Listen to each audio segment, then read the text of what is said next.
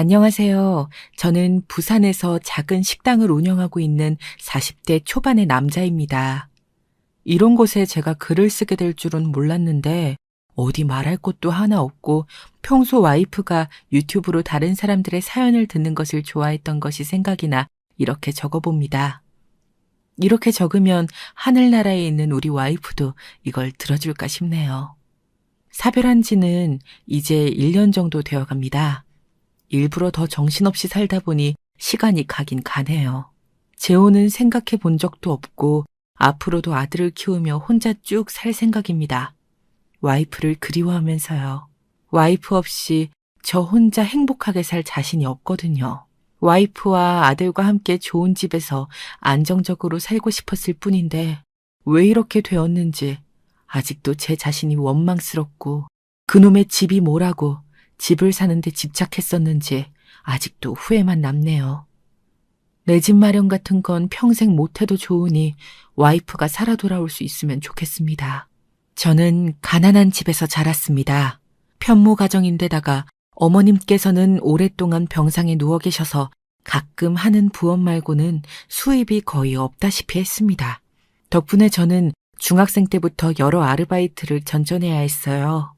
신축 오피스텔에 전단지를 붙이는 일부터 주유소, 만화방, 설거지까지 그 나이에 할 수 있는 일치곤 안 해본 일이 없었죠. 근데 솔직히 학생이 벌어봐야 얼마나 벌겠어요.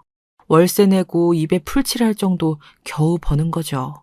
툭 하면 전기세를 못 내서 전기가 끊기고 도시가스비를 못 내서 가스가 끊기고 그런 일이 다반사였습니다. 덕분에 찬장 안에는 백열등 대신 사용하려고 챙겨둔 비상용 양초가 늘 구비되어 있었어요. 그걸 켜고 앉아서 책을 읽다가 앞머리를 태운 적도 많았습니다. 전기가 끊기는 것은 그래도 버틸만 했어요.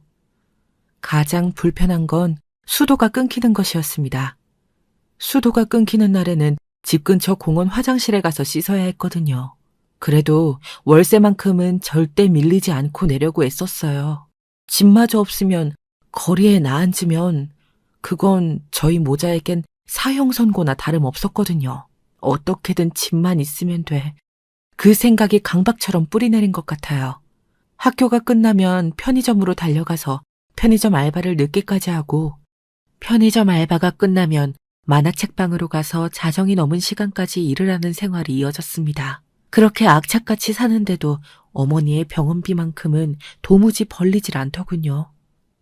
지금에 와서 돌이켜 생각해보면 제때 맞춰서 치료를 받았으면 금방 쾌차하셨을 것 같기도 합니다. 그게 큰 후회로 남아요. 지지부진 낫지도 악화되지도 않는 병을 달고 누워서만 생활하는 것이 얼마나 고통스러우셨을까요? 그때는 그래도 어머니와 함께 몸일수 수 있는 월세방이 그렇게 감사하고 또 감사했습니다. 엄마는 아무 걱정 마.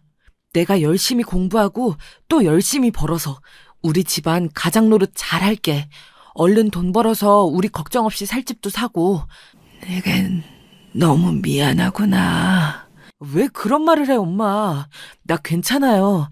그런 생각 말고 얼른 쾌차하시기나 하세요. 그래, 그러자꾸나. 고맙다. 고마워. 와이프도 저 못지않게 가난한 집에서 자랐어요. 가난해서 겪을 수 있는 온갖 서름들 다 겪고 자랐죠. 얄궂게도 그쪽은 편부 가정이었어요. 둘 다 고등학교도 겨우 나왔고 어린 나이부터 각자의 가정에서 기둥 노릇을 했죠. 동병상련이었을까요? 저보다도 어리고 조그마한 와이프가 그 고사리 같은 손으로 악착같이 사는 모습을 보니 안쓰럽기도 하고 챙겨주고 싶기도 하고 계속 눈길이 가더군요. 저희는 그렇게 같은 공장에서 일을 하다가 눈이 맞았고 얼마 안 가 살림을 합치게 되었습니다. 일단 함께 살다가 돈을 좀 모아서 멋들어진 결혼식을 올리자는 계획이었죠. 양쪽 집안의 형편이 넉넉하지 않다 보니 번듯한 곳에서 신혼살림을 꾸릴 수는 없었습니다. 겨우 단칸방만 면한 수준이었죠. 게다가 월세고요. 그래도 행복했습니다. 우리는 그 작은 신혼집을 꾸미는 일에 열중했어요. 태어나서 처음으로 느껴보는 안정감과 행복. 정말 세상을 다 가진 것 같았죠. 여보, 우리 이번 주말에 가구 좀 사러 가요. 어떤 거요? 침대 옆에 놓을 작은 협탁이랑 스탠드가 있으면 좋겠어. 자기 전에 책 읽다가 스르륵 잠들 수 있게요. 좋아요. 그렇게 해요. 이번 주말에 가구 쇼핑 데이트예요. 저희는 좁은 집이지만 나름 열심히 꾸미려고 노력했어요. 우리의 첫 집이니까요. 아주 비싸고 대단한 가구를 놓지는 못해도 공간마다 아득하니 마음 편안해지는 분위기를 연출하고자 노력했습니다. 아무리 아껴 쓴다고 해도 함께 살기 시작하면서 서로를 위해 무언가 해주고 싶기 마련이잖아요. 저희는 서로를 위한 꽃 선물과 서로가 먹고 싶어 하는 것을 아낌없이 사다 먹였어요. 제가 사온 음식을 와이프가 맛있게 먹는 모습만 봐도 아, 이게 정말 행복이구나. 삶의 행복은 사랑 안에 있는 거였구나 싶었습니다. 맞벌이를 할 때는 정말 부족함 없이 형편이 괜찮았어요. 그러다 마침내 저희에게 축복이 찾아왔습니다. 여보, 나 할 말이 있는데 어느 날 퇴근하고 돌아온 와이프가 진지한 표정으로 말을 걸어왔어요. 바깥의 날씨가 제법 추운지 볼이 빨갛게 달아올라 있었죠. 무슨 일인데 이렇게 분위기를 잡아요? 와이프보다 조금 일찍 퇴근한 덕분에 먼저 집안 정리를 하고 있던 제가 되물었어요. 손에는 청소기가 그대로 들려 있었죠.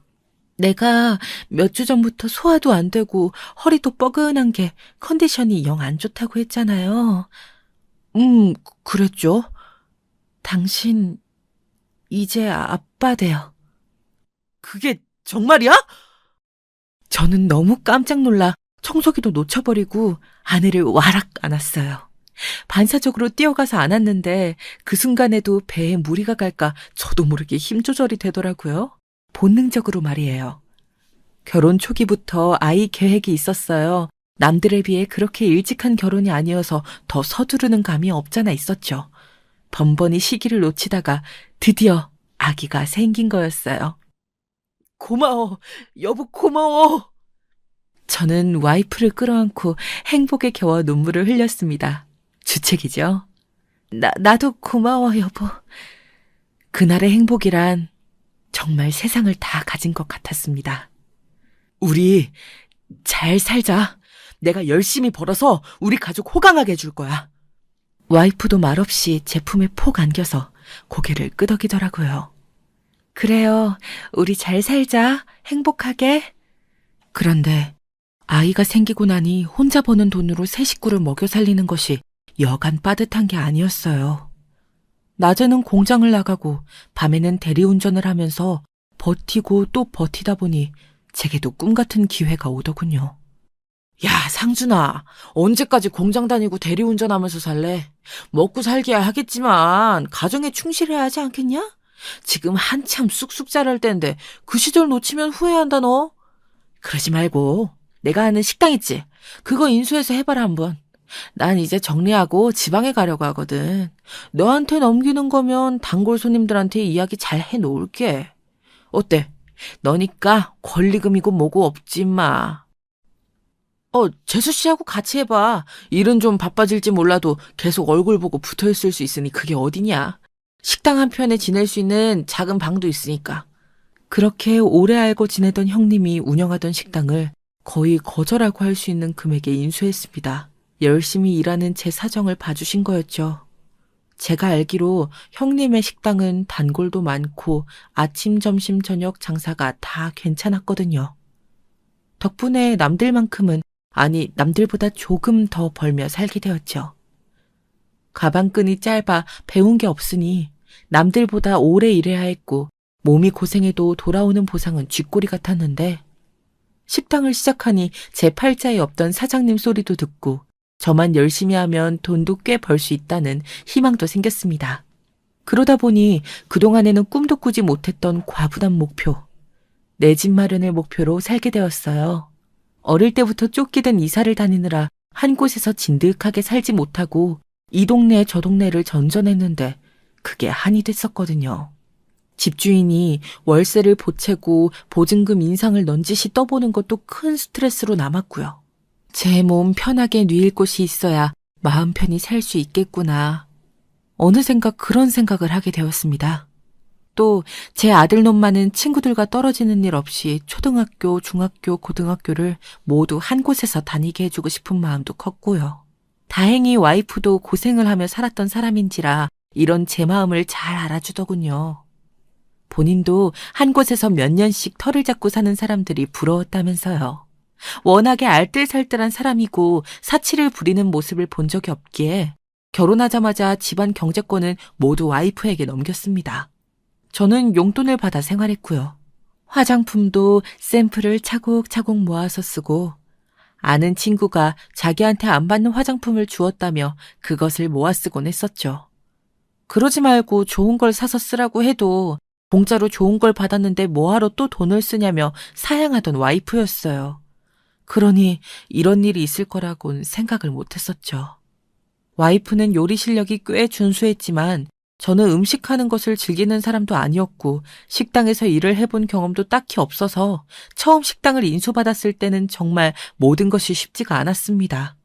누구 밑에서나 일을 해봤지 직원을 부리거나 식자재를 매입하거나 부가세니 종소세니 그런 걸 신경 써본 적도 없었거든요. 그래도 이것만이 살 길이다라는 생각으로 온 힘을 쏟았습니다.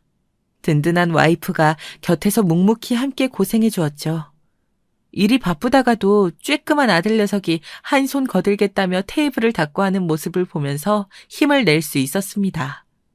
어이, 사장님, 여기. 우리가 주문한 부대찌개 혹시 주문 안 들어간 거 아니지? 아이고, 죄송합니다. 바로 확인해 보겠습니다. 아니, 이거 왜 이래, 정말. 장사 하루 이틀 하는 것도 아니고 이럴 거야, 정말? 죄송합니다. 됐고, 술이나 가져와. 술! 네, 지금 가요. 잠시만 기다려주세요. 내 가게를 운영한다는 게 메리트만큼이나 힘든 점도 분명히 존재하더군요. 특히 저희를 힘들게 했던 점은 진상 손님 상대였습니다. 와이프나 저나 그 나이 먹도록 한 번도 서비스직에서 일해본 경험이 없었기 때문에 더 힘들었던 것 같네요. 특히 형님의 단골이었던 분들이 난처하게 할 때면 정말 눈앞이 캄캄하고 어찌해야 할지 발만 동동 구르고 그랬네요. 지금 생각하면 우습지만요. 부끄럽게도 진상 손님에 먼저 맞선 건 제가 아니라 와이프였어요. 그 작은 두 손바닥을 꽉 쥐고 저기요 아저씨 그렇게 소란 피울 거면 나가세요. 안 팔아!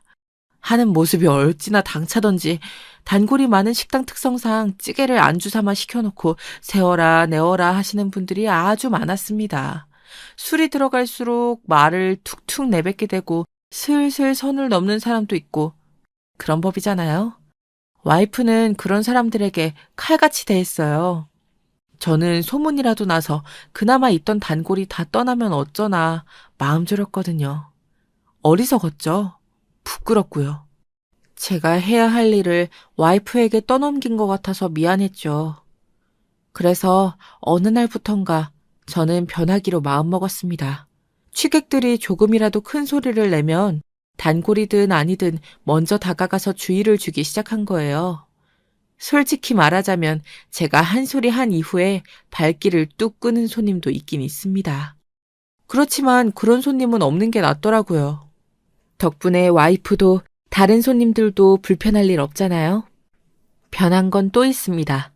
바로 요리 실력인데요. 가게를 하기 전까지만 해도 라면을 겨우 끓이는 수준이었던 제가 형님에게 받은 레시피대로 매일 몇십 그릇씩 요리를 하다 보니 이제는 꽤 수준급으로 요리를 할 수 있게 되었죠.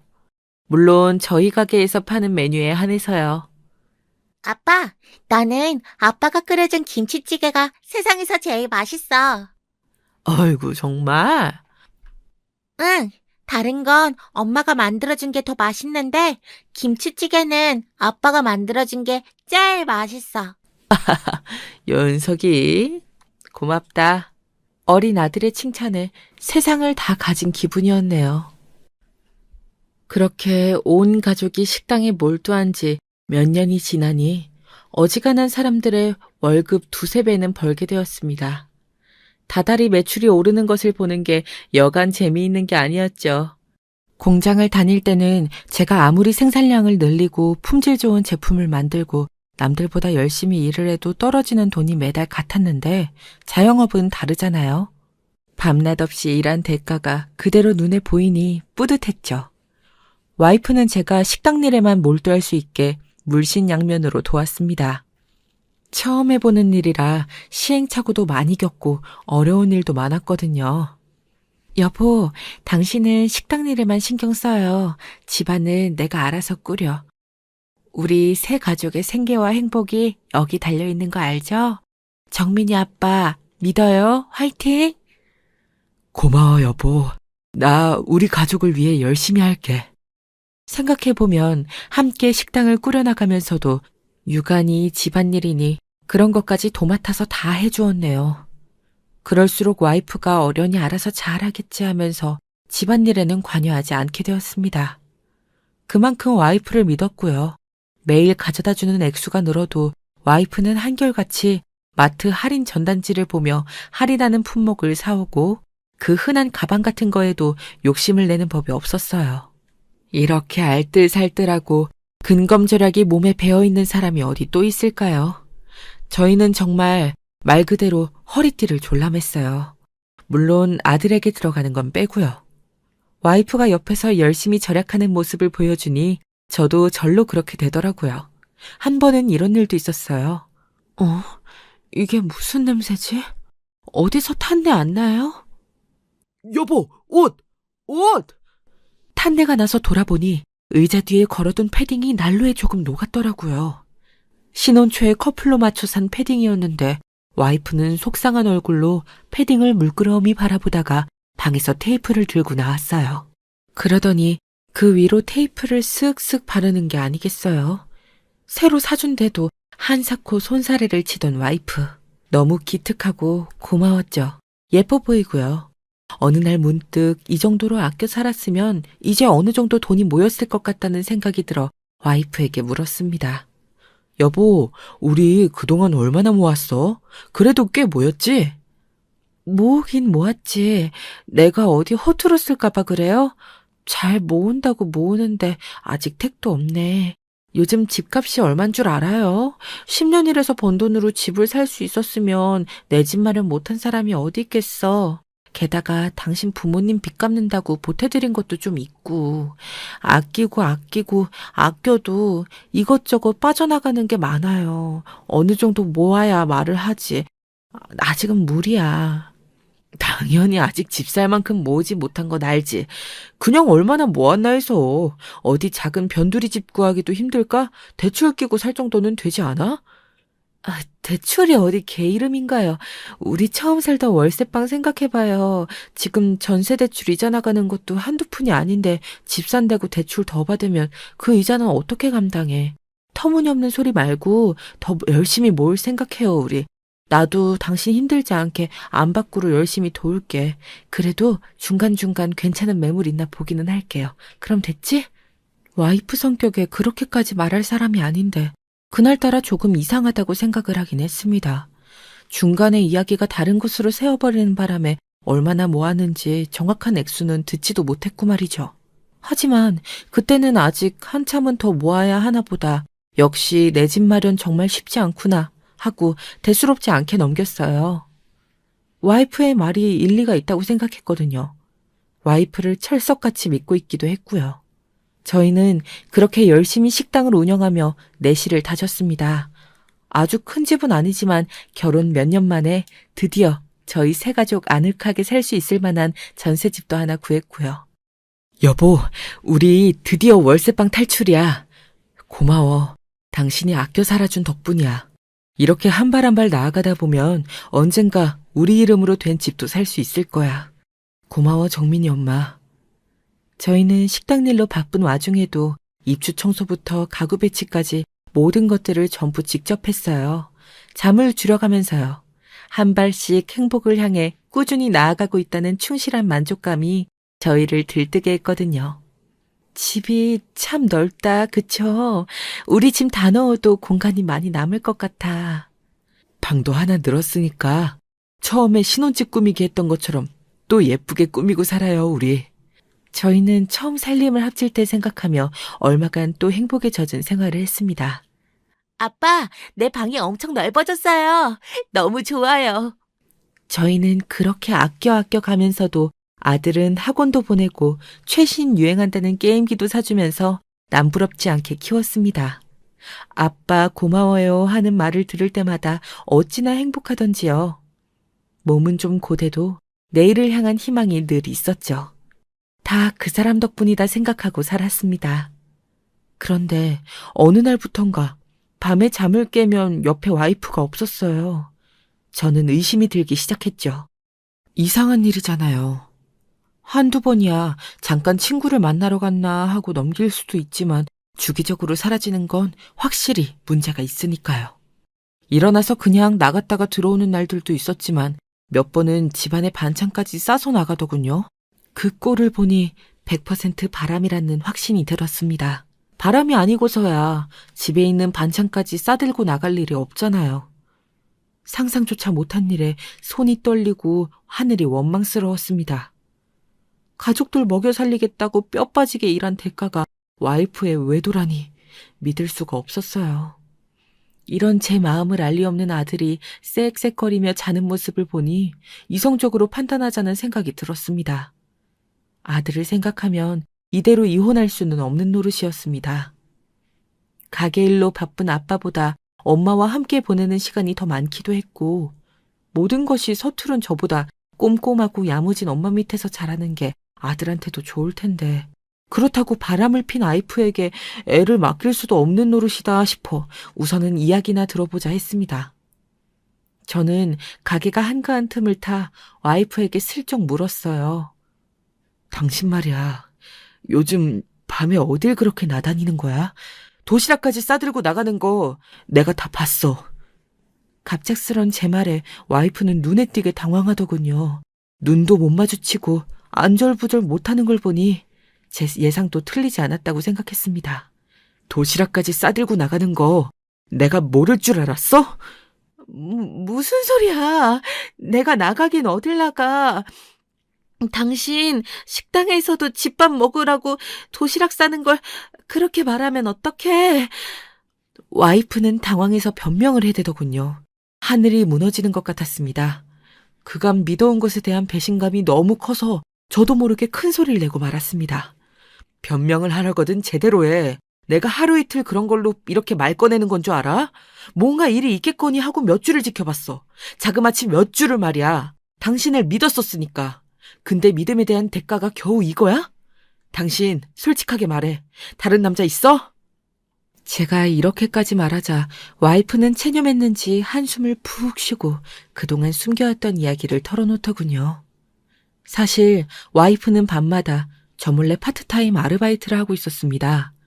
집에만 있으니 우울한 마음도 들고 본인도 집을 사고 싶다는 우리 가족의 목표를 위해 조금이라도 보태려고 일을 했던 것이라고 하더군요. 처음에는 외도를 숨기려는 뻔한 거짓말이라고 생각했는데 일하는 곳으로 데려가 직접 눈으로 확인을 시켜주니 믿지 않을 수가 없었어요. 당신 밤마다 식당에 나가서 설거지를 했던 거야? 미안해. 당신이 걱정할까 봐. 와이프는 제가 걱정할까 싶어 그 사실을 숨겼다고 하더라고요. 한번 잠에 들면 쉽게 깨지 못하는 저는 아내가 제 생각보다 오랜 시간 일을 해왔던 것에 놀라고 말았습니다. 낮에 식당 일 돕는 것만으로도 힘들 텐데 거기다가 집안일에 아들 교육에 야간 아르바이트까지. 저를 속인 것에 야속한 마음이 들던 것도 잠시 제가 못나 이렇게까지 고생시키는 게 정말 미안하더군요. 행복하게 잘 살다고 한 결혼이었을 텐데요. 당신도 잠잘 시간 줄여가며 일하는데 나도 보탬이 좀 되고 싶었어. 이렇게 일하면 생활비, 아니 하다못해 우리 아들 학원비라도 벌 수 있잖아. 내가 아르바이트를 한다 그러면 당신이 얼마나 말렸을 거야. 밤에 나간다고 걱정하고 당신이 더 열심히 일하면 된다고 무리했을 텐데 어떻게 말을 해. 당신이 힘든 거 뻔히 다 아는데. 잠시나마 이렇게 착한 아내를 의심한 게 너무 미안했습니다. 식당을 운영하느라 바빠 대화하는 시간이 많이 줄었는데도 같은 목표를 향해 가고 있었구나. 내 고생을 알아주는 건 역시 아내뿐이구나 싶었죠. 반면 저는 아내를 믿어주지 못했죠. 처음 만난 공장에서 자그마한 손으로 꼼지락꼼지락 일을 하던 모습이 겹쳐 보이기까지 해 눈물이 다 나더군요. 우리 앞으로도 정말 잘 살자. 집도 사고 여행도 다니고 남 부럽지 않게 우리 가족 끝까지 함께 행복하게 살자. 우리는 눈물을 흘리며 그렇게 다짐했습니다. 그날 이후로 저는 더 열심히 일을 했어요. 인건비를 줄이기 위해 아르바이트생들의 근무 시간을 줄이고 제가 서빙을 하는 시간을 늘렸죠. 어지간하면 설거지도 따로 아주머니를 부르는 대신 제가 하려고 노력했습니다. 처음엔 허리가 끊어질 것 같이 아팠지만 적응이 되니 그럭저럭 견딜만 하더군요. 힘들어 죽겠다는 생각이 들진 않았습니다. 저만 이렇게 노력하는 게 아니잖아요. 와이프를 생각하니 절로 힘이 났습니다. 와이프도 우리 가족의 행복을 위해서 힘을 내고 있다는 생각을 하니 그렇게 일을 해도 지치진 않았습니다. 사장이 직접 나서는 시간이 더 늘어서인지 저희 바람이 이루어진 것인지 단골들이 좋아해 주신 덕분에 매출은 더 늘었어요. 그러던 어느 날 열심히 하는 제 소문이 단골분들을 통해 시골에까지 퍼졌는지 가게를 넘겨주었던 형님이 솔깃한 제안을 하시더군요. 야, 내가 열심히 할 줄은 알았지만 이렇게까지 갈 줄은 몰랐다. 슬슬 2호점 한번 내보는 게 어때? 요즘 재수씨 아르바이트를 한다며. 재수씨 고생시키지 말고 이 가게 키운 거 경험 삼아서 2호점 한번 해보자. 혼자 하기 버거우면 나랑 같이 반반 투자해서 해도 되고. 어때? 너무 갑작스러운데. 저는 갑작스러운 형님의 제안을 듣고 생각이 많아졌습니다. 솔직히 지금의 생활도 너무 감사하고 과분한데 굳이 새로운 걸 도전할 필요가 있을지 자신이 없었던 거죠. 모험을 하기보다는 지금의 안정적인 삶을 유지하고 싶었달까요? 나 못 믿어? 이 식당을 처음 넘겨줄 때도 너 뭐라고 했어? 식당 경험도 없는데 잘할 수 있을지 모르겠다고 앓는 소리 했어, 안 했어? 근데 봐봐. 지금 부지하게 잘하고 있잖아. 이렇게 작게 해선 고생만 하고 버는 돈 또 고작 거기서 거기야. 지금보다 더 편하게 살고 돈도 더 벌려면 가게를 키워야지. 2호점 열어서 직원들 돌려가면서 하면 이제 너 숨통 좀 트일 거다. 그동안 일하면서 가족들이랑 여행 한번 제대로 못 가지 않았어? 쉬엄쉬엄 애 크는 것도 보고 재수 씨랑 데이트도 하고 이제 그러고 살아. 고생 많이 했잖아. 그런데 이어지는 형님의 말에 흔들리지 않을 수가 없더라고요. 솔직히 이 가게를 인수할 때 워낙 사정을 많이 봐주셔서 2호점에 투자하는 게 부담스럽지는 않았습니다. 주방에서 설거지를 하고 있는 와이프와 구석자리에 앉아 학습지를 푸는 아들을 가만히 보고 있자니 마음이 많이 기울었습니다. 돈이 전부가 아닌데 가족들과 너무 시간을 못 보냈다는 생각이 마음속에 늘 있었거든요. 번듯한 집을 마련하는 것이 첫 번째 목표였지만 결국 그 집도 가족을 위해서 우리가 행복하게 살기 위해서 마련하는 거잖아요. 2호점을 내고 직원을 뽑아서 가족들과 함께하는 시간을 늘려야겠다는 생각이 들었습니다. 그러기 위해선 그간 모은 돈의 일부를 꺼내야 했죠. 와이프에게 형님과 2호점을 준비하려고 하니 1억만 따로 빼어놔달라 부탁을 했습니다. 권리금과 보증금, 인테리어 비용 등등을 생각하면 몇 억이 깨질 예정이었지만 감사하게도 형님은 이번에도 나머지는 본인이 알아서 마련하겠다고 제 사정을 봐주셨거든요. 여보, 우리 이거 하나 관리하면서도 이렇게 정신없이 일하면서 어떻게 2호점을 열겠다고 그래요. 아니야, 들어봐. 만약에 2호점까지 생기면 그때는 아르바이트생 말고 가게를 맡아서 운영해줄 매니저를 뽑으려고 해. 믿을 만한 사람으로 말이야. 1호점, 2호점의 매니저를 두고 나는 일하는 시간을 좀 줄일 거야. 운영 관리에만 힘쓰려고. 당신이랑 정민이랑 같이 보내는 시간이 너무 없었던 것 같아. 그래도 걱정인데 잘 될지도 모르고. 여보, 걱정 마. 2호점을 열 때 들어가는 잡다한 비용은 형님이 다 해결해 주기로 했어. 우린 1억만 준비하면 돼. 그만한 가게를 오픈하면서 1억이면 아주 남는 장사잖아. 내가 잘 해볼게. 잘할 수 있어서 그래. 나 믿어줘. 처음에 아내는 지금 하고 있는 식당을 관리하는 것만 해도 힘들어하면서 무슨 2호점이냐고 무리하지 말라고 하더군요. 그래도 꽉 막힌 사람은 아닌지라 제가 진심을 담아서 형님과 나누었던 대화들과 앞으로의 계획을 전하니 어느 정도 마음이 흔들리는 것 같았습니다. 제대로 자리 잡아서 여유롭게 내 시간도 보내가며 운영하고 싶다. 가족들과 함께 시간을 보내는 게 더 소중한 것 같다. 그렇게까지 이야기하자 와이프도 결국은 승낙을 해주었습니다. 다만 적금으로 돈을 묶어놓았으니 만기가 될 때까지 몇 달만 기다려달라고 했죠. 계약을 하자마자 잔금을 치러야 하는 것은 아니었기에 문제가 될 것이라는 생각은 하지 않았습니다. 형님께도 두어 달만 사정을 봐달라고 부탁드렸더니 알겠다고 하셨고요. 1호점 매출도 이제는 안정적인 데다가 2호점까지 준비하게 되다니 정말 꿈인가 싶었습니다. 달동네를 전전하며 공장에서 일하던 제가 식당 2개를 운영하는 사장님이 되다니요. 출세했다는 생각도 들고 참 열심히도 살았다. 스스로가 기특하더군요. 아무것도 없는 저를 믿고 여기까지 함께 해준 아내에게도 고마웠죠. 그렇게 2호점 계약서에 도장을 찍던 날 아내에게 깜짝 파티를 해줄 요량으로 신나게 집을 갔습니다. 선물도 사서 말이죠. 사실 부끄러운 이야기지만 돈을 모아야 한다는 일념으로 살다 보니 요즘은 학생들도 쓴다는 명품 립스틱 하나 사다 준 적이 없었습니다. 그동안 고생 많이 했고 앞으로는 아르바이트 같은 건 하지 않아도 좋으니 그저 평생 옆에만 있어다오. 멋지게 말을 하며 가방을 건네고 조금 늦었지만 이제라도 결혼식을 올리자고 이야기할 계획이었는데 그날 모든 것이 어긋나기 시작했습니다. 화장실에 갔나 했는데 방에서 통화를 하고 있더군요. 누구랑 전화를 하길래 저렇게 집중해서 현관문 비밀번호 누르는 소리도 못 듣나 생각하며 방으로 가는데 통화 내용이 심상치 않았습니다. 사장님, 이번에 한 번만 도와주세요. 급한 일이 있어서 그래요. 몇 달 뒤면 돈 들어올 일이 있으니까 그때 갚을게요. 저 아시잖아요. 제가 공장에서 일할 때도 이렇게 성실한 사람은 못 봤다면서 저 얼마나 예뻐하셨었어요. 와이프는 저희가 처음 만났던 공장의 사장님에게 돈을 빌리고 있었습니다. 와이프가 큰 돈이 필요할 일이 없는데, 아니 애초에 돈이 필요했다면 왜 저에게 이런 방구도 하지 않은 걸까요? 왜 남에게 돈을 빌리고 있는 건지 도무지 이해를 할 수가 없었습니다. 하지만 저번처럼 아내를 의심해 속상하게 할 수는 없었죠. 제가 모르는 사정이 있을 거라고 믿기로 했습니다. 그날 저녁 아내에게는 모른 척을 하고 공장 사장님께 전화를 드렸습니다. 사장님, 잘 지내셨죠?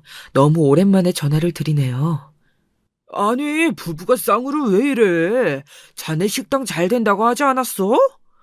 사장님은 웃으며 전화를 받으셨지만 그 웃음 속에는 분명히 당황스러운 기색이 녹아 있었습니다. 네, 잘 되고 있습니다. 제가 안 사람한테 제대로 이야기를 듣지 못했는데 낮에 전화 받고 많이 놀라셨죠? 제가 슬쩍 떠보듯이 묻자 사장님이 술술 이야기를 해주더군요. 잘 된다니 다행이네. 그럼 뭐가 그리 급해서 돈을 빌리는 거야. 내가 딱 잘라서 안 된다고 하려고 했는데 그간에 정이 있어서 1,000만 원은 입금했어. 혹시 자네 못 들었나? 눈앞이 캄캄해졌습니다. 1,000만 원이라니. 이게 무슨 날벼락 같은 일인지요? 아, 네, 감사합니다. 제가 조만간 갚겠습니다. 나머지는 어떻게 하려고 그래? 요즘 같은 세상에 누가 남한테 그 큰 돈을 빌려줘. 나나 되니까 1,000만 원이라도 보내준 건지 공장 사람들한테 그렇게 전화를 돌린다고 그 돈이 모이겠어? 은행이 안 되면 제3금융이라도 알아보지 그래. 당황스러웠습니다. 알고 보니 공장 사장님께만 연락을 드렸던 것이 아니었던 거죠. 제가 생각한 것보다 큰일인 것 같았습니다. 한두 푼도 아니고 이게 무슨 일일까요? 더 이상 아내를 믿을 수 없다는 생각이 들어 아내 몰래 알아보기 시작했습니다. 부끄럽지만 아내의 뒷조사를 한 거죠. 저도 그러고 싶지는 않았지만 와이프에게 정확한 사실을 듣기 어려울 것이라는 생각이 들어 따로 알아본 뒤에 대화를 시도해보자 했던 것이었어요. 뒷조사를 통해 알게 된 사실은 그야말로 충격 그 자체였습니다. 아내분이 어떤 남자 명의의 계좌로 매달 300만 원에 달하는 금액을 송금하고 계시더군요. 네? 뭐라고요? 300이요? 남자? 저는 그 말을 듣고 대체 어디에 놀라야 할지 몰라 허둥댔습니다. 아내가 어떤 남자에게 매달 300만 원씩 보내고 있다는 게 이해가 가질 않았죠. 게다가 그 남자는 아내보다 훨씬 나이가 많은 사람이었어요. 아니, 바람을 피더라도 젊은 놈이랑 피지 제가 뭐가 모자라서 그렇게 한참이나 나이 많은 노인에게 월 300만 원이나 보내가며 만났을까? 납득이 가질 않았습니다. 그제야 돈이 얼마나 모였는지 물어볼 때마다 보였던 당혹스러워하던 태도가 이해가 가더군요. 최근 한두 달 이야기가 아니에요. 꽤 오랫동안 꽤 많은 돈이 송금되었습니다. 자세한 내역은 여기 있어요. 한번 보시죠. 저는 더 이상 이성적일 수가 없었습니다. 제가 알고 있는 사람이 제 와이프가 맞는지 혼란스러웠고요. 그래서 그날 저녁 와이프를 데려다 앉혀놓고 단도직입적으로 물었습니다. 김철민이 누구야? 말해. 당신이 그 이름을 어떻게 알아? 일정간 비교할 수 없을 만큼 크게 놀라더군요. 반응을 보니 틀림없다 싶었습니다. 당신 바람 폈어? 언제부터야? 역시 그때부터였던 거야? 당신이 어떻게 나한테 이럴 수 있어? 내가 그동안 뭐 때문에 이렇게 열심히 일했는데 나 혼자 잘 먹고 잘 살려고 일했어? 내가 했던 고생, 당신이 했던 고생 다 보상받게 해주고 싶었던 거 몰라? 적어도 우리 자식만큼은 당당하게 하고 싶은 공부 다 하면서 아무 걱정 없이 살게 해주려고 얼마나 노력했는데 그걸 다 아는 당신이 어떻게 이래? 저는 거의 울부짖으며 말했습니다. 와이프는 어떤 변명도 하지 못하고 닭똥 같은 눈물만 뚝뚝 흘리더군요. 그 침묵이 사실을 인정하는 것처럼 느껴졌습니다. 그 뒤로 저는 술독에 빠진 채 며칠을 흘려보냈습니다. 아내는 끝까지 아무런 말을 하지 않은 채 때 되면 식탁에 해장국을 끓여두고 아이의 방에서 잠을 잤죠. 앞으로 어떻게 살아야 할지도 모르겠고 와이프와 무슨 말을 해야 할지도 모르겠어서 전 아무것도 할 수가 없었습니다. 요즘 젊은 친구들처럼 알콩달콩 웃으며 살았던 건 아니었지만 평생 함께하는 것을 당연하게 여겼기 때문에 아내와의 이혼은 상상만 해도 가슴이 맸어요. 다정하게 말을 건네거나 안아주거나 꽃을 사다 주지는 못했어도 정말 아내를 사랑했거든요. 악착같이 돈을 벌었던 것이 제 사랑의 표현이었죠. 한순간에 그 모든 것이 아무 부질없는 것이 되었다는 것을 전 너무나도 받아들이기 힘들었습니다. 시간을 되돌릴 수만 있다면 저는 아무 말도 하지 않던 아내를 꼭 안아주며 무슨 일이 있어도 나는 네 편이 되어줄 거라고 말하고 싶습니다. 절대로 과거의 저처럼 아내를 방치하지 않을 거예요. 무슨 생각이었는지, 왜 아무 말도 할 수 없었는지 묻지 않았던 것을 평생 후회할 것 같습니다. 제가 그렇게 술에 빠져 있을 때 아내는 장문의 편지를 두고 세상을 등졌습니다. 그제야 저는 아내가 얼마나 힘들었는지 알게 되었죠. 아내가 겪은 그 막막함과 괴로움을 겪어본 사람으로서 말이에요. 안녕 여보, 정민이 아빠, 나예요. 연애할 때에도 별로 써보지 못한 편지인데 이렇게 오랜만에 펜을 들고 앉아있으려니까 정말 낯설고 설레고 하네. 여보, 기억나요? 당신이 프로포즈 하던 날 말이에요. 저렇게 으리으리한 좋은 집에서 살게 해줄 자신은 없지만 아담한 집이라도 항상 웃을 수 있게 행복하게 해줄 거라고 했잖아. 사실 그 말을 처음 들었을 때는 뭐 이런 남자가 다 있나 싶었거든요. 말이라도 돈 많이 벌어서 좋은 집 살게 해주겠다고 할 수 있는 거잖아. 그런데 또 한편으로는 이 남자라면 거짓말 안 하고 나를 안심시켜주겠구나 싶기도 했어요. 더우면 덥다, 추우면 춥다, 배고프면 배고프다. 솔직히 말할 수 있는 당신이 믿음직스러웠다고나 할까요? 당신하고 함께하는 시간이 길어질수록 어디든 당신만 있으면 행복할 수 있겠다 싶기도 했고. 그런데 내 눈이 정확했네요. 사는 동안 내게 거짓말 한 번 하지 않고 아껴주고 사랑해주기만 했잖아요. 난 당신을 만나기 전까지 한 번도 행복하다는 말을 해본 적이 없어요. 그런 감정을 느껴본 적도 없고요. 사람들이 말하는 행복이 대체 뭘까? 나는 살면서 한 번이라도 행복을 느낄 수 있을까? 그런 의문을 갖고 살았어요. 당신을 만나기 전까지 말이에요.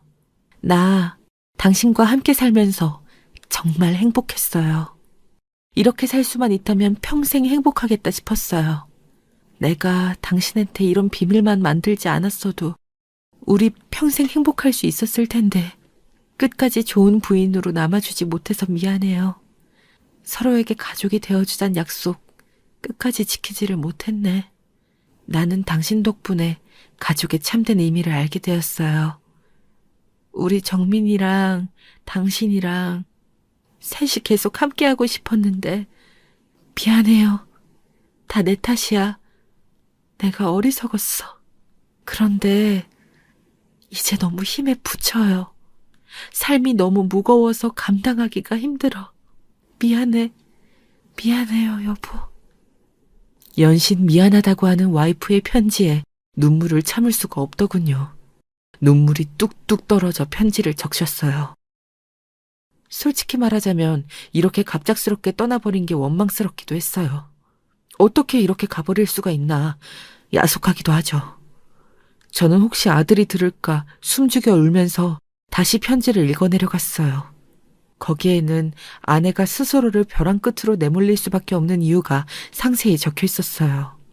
저는 편모 가정에서, 와이프는 편부 가정에서 자랐어요. 와이프의 부모님은 와이프가 초등학생일 때 일찍 갈라서셨다고 하더군요. 이혼 후 아버지는 직장도 그만두시고 입에 풀칠할 게 도저히 없을 때만 일용직에 근근히 나가셨다고 해요. 저희 집이 그랬던 것처럼 그 집도 전기세를 제때 내지 못해 전기가 끊기거나 가스가 끊기거나 하는 일이 비일비재했다네요. 그러다 보니 조금이라도 더 안정적인 생활을 하기 위해 일찌감치 일을 시작할 수밖에 없었다고 합니다. 저랑 거의 비슷하게 자란 셈이죠. 그렇게 번 돈은 거의 아버지에게 붙이고 본인은 공장 기숙사에 들어가서 살았다고. 그래도 자기를 버리지 않고 어떻게든 고등학교를 마치게 해준 아버지께 최소한의 도리는 해야 한다고 생각한 모양이에요. 정말 바보같이 착한 사람이죠. 그러다 저를 만나 살림을 합치고 비로소 의지할 사람을 찾아 행복한 미래를 그릴 수 있게 된 거죠. 저와 함께 지내면서는 아버님을 많이 원망했어요. 돈 달라고 할 때만 연락을 하셨거든요. 와이프의 생일이나 어머님의 기일, 크리스마스 같은 기념일에도 잘 지내냐는 연락 한번 하질 않았어요.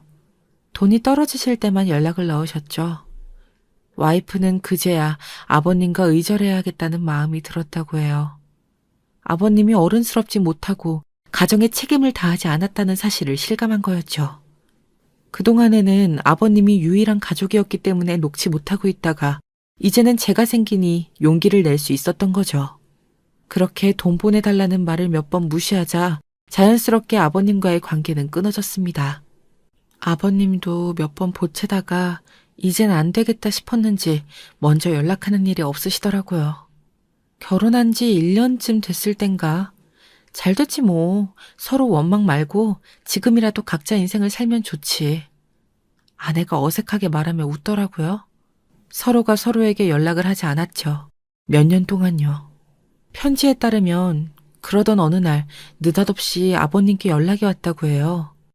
이름도 낯선 희귀병에 걸리셨다고. 난감했겠죠. 편지에도 그때의 난처했던 심경이 구구절절 잘 적혀 있었어요. 바보 같은 사람. 혼자 고민하지 말고 저에게 말해줬으면 얼마나 좋았게요. 와이프는 아버님과 몇 년 만에 통화를 한 후에 치료비에 보태 쓰시라고 300만 원을 송금했다고 하네요. 실은 와이프가 적금 만든 게 아니라 주식이며 펀드며 골고루 분산 투자를 해왔습니다. 마침 장이 좋아서 연일 수익을 내고 있었기 때문에 300만 원 정도는 괜찮을 거라고 생각했다나 봐요. 아버님을 모른 척할 수는 없었겠죠. 그래도 핏줄인데요. 게다가 의사의 말에 따르면 이런 말씀은 죄송하지만 이미 말기까지 진행이 된 터라 오래 살지는 못하실 거라고 했대요. 그랬기 때문에 제게 털어놓지 않고 덜컥 300만 원을 송금한 거겠죠. 길어야 2-3달이라고 했으니까요. 그렇게 몇백만 원을 보내는 것으로 지난 몇 년간 연락을 끊고 살았던 것에 얼마간 속죄를 하려고 했는지도 모르겠습니다. 처음엔 주식 계좌에서 돈을 빼서 보냈다나 봐요. 한 번 보내니까 2번이 되고 2번 보내니까 3번이 되고 그러다 감당이 안 될 정도가 되니까 저희 예금에서 돈을 조금씩 뺀 모양이에요. 주식에서 수익이 날 거야. 그럼 그때 메우면 돼. 뭐에 쓰이기도 한 것처럼 그런 생각이 불쑥 들었다고 적혀 있더군요. 일이 그렇게 흘러가 버리니까 점점 말을 꺼내기가 힘들었다고 해요. 제게 비밀을 만든 것도 마음이 괴롭고 죄스러운데 이제 와서 털어놓긴 너무 늦었다고 생각했다나 봐요. 몇 년이나 연을 끊고 살던 아버님이 많이 아프다고 치료비를 보태고 있다고 그런 말을 어떻게 하겠냐면서요. 일의 전말을 알고 나니까 와이프가 더욱 원망스러웠어요. 제가 그 정도도 이해해주지 못할 사람으로 보였던 걸까요? 사실 저희 어머니도 오랫동안 병상에 누워 계시다 돌아가셨어요. 덕분에 고등학교도 겨우 마치고 바로 공장에 취업을 한 거였죠. 혼자서는 병원에 가시지도 약을 타러 가지도 못할 정도여서 저는 평일이며 주말이며 할 것 없이 어머니 곁에 붙어 있어야 했죠. 처음엔 그저 당연한 일이라고 생각했어요. 저를 낳아주신 분이잖아요. 그래서 의구심을 품지 않고 제 생활도 삶도 없이 병수발을 들었죠. 헌데 긴 병 앞에 효자 없다던가요. 옛말에 틀린 거 하나도 없어요. 처음엔 그저 어머님이 기적적으로 쾌차하시기만을 바랐는데 어느샌가부터는 제가 지치고 힘들더라고요. 하면 안 되는 생각이지만 본인도 저렇게 힘드신데 차라리 자는 동안에 편하게 돌아가시면 좋겠다 생각한 적도 솔직히 몇 번 있었어요. 정말 오랫동안 병상에 누워서 사셨거든요. 돌이켜 생각해보니 와이프와 결혼하기 전에 그런 대화를 나눈 적이 있네요. 이런 말 하면 안 되지만 부모가 오랫동안 아픈 건 자식들의 마음까지 병들게 하는 것 같다. 우리는 아프면 아들 고생시키지 말자. 혹시 그런 말들 때문에 와이프가 제게 선뜻 말을 꺼내기 어려웠던 건 아니었을까요? 너무나도 후회가 됩니다. 지금에 와서 생각해보면 아마 와이프는 제가 했던 말들 때문에 차마 제게 사정을 말하지 못하고 혼자 해결해보려 했던 것 같네요. 편지의 마지막 줄에는 사랑한다는 말과 함께 편지와 함께 넣어둔 명함으로 전화를 꼭 해보라는 말이 적혀 있었습니다. 그 말에 봉투를 뒤져보니 명함이 한 장 나오더군요. 어떤 보험 설계사의 명함이었어요. 네, 와이프는 마지막 선물로 제게 보험금을 남겨주고 떠난 거였죠. 명함 뒤엔 이렇게 적혀 있었습니다. 이거면 다 해결할 수 있을 거야. 잠시 멈추었던 눈물이 오열로 바뀌고 저는 끝내 아내를 원망할 수밖에 없었습니다. 이깟 돈이 중요한 게 아니잖아요. 돈은 우리가 행복하게 살기 위해 필요한 것이지 돈 때문에 우리가 함께 산 게 아닌데. 와이프도 분명 그 사실을 알 거라고 생각했습니다. 조금만 일찍 말해주었다면, 일이 이렇게 되기 전에 제게 귀띔이라도 해주었다면 어떻게든 같이 해결할 수 있었을 텐데 이렇게 될 줄 알았으면 진작에 예쁜 드레스라도 입혀줄걸. 이제는 와이프를 위해 아무것도 해줄 수 없는 제가 너무 밉고 와이프도 정말 야속하네요. 할 수만 있다면 와이프에게 어떤 마음이었는지 물어보고 싶습니다. 와이프의 장례식에서 저는 그 인간을 보게 되었습니다. 네, 김철민, 그 인간이요. 핸드폰에 있던 연락처에 전부 부고 소식을 보냈으니 염치가 있으면 당연히 올 거라고 생각하긴 했죠. 처음에는 알아보지 못했습니다.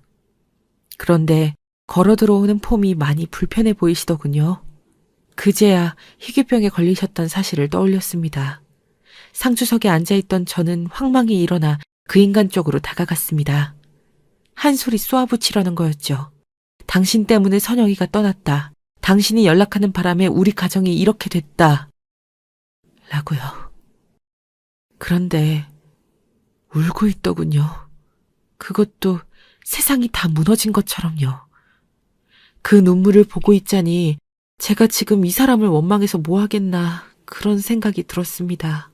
이미 와이프는 떠나고 없는데요.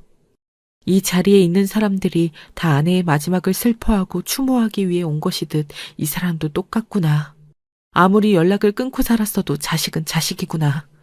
그런 생각이 들면서 편지를 발견한 뒤로 늘 뜨겁게 불타던 원망이 조금 누그러들었습니다.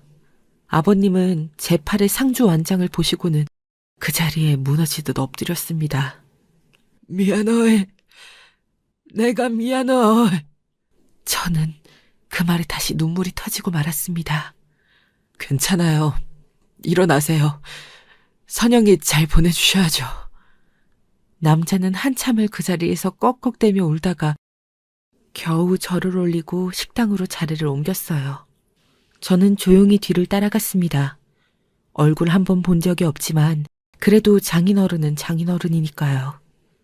내가 염치가 없어서 받으면 안 되는 줄 알면서도 그리 받아버렸네. 주식으로 번 돈이라면서 걱정 말라고. 자긴 잘 살고 있으니까 이 정도는 치료비에 보탤 수 있다고.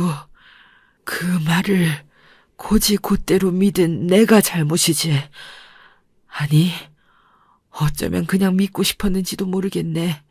죽었어도 내가 죽었어야지. 네가 먼저 이렇게 가버리면 어쩌니. 내가 어째야 해.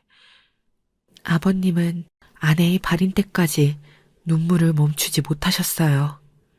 죄스러운 마음이 컸겠죠. 밥도 거의 드시질 않았어요.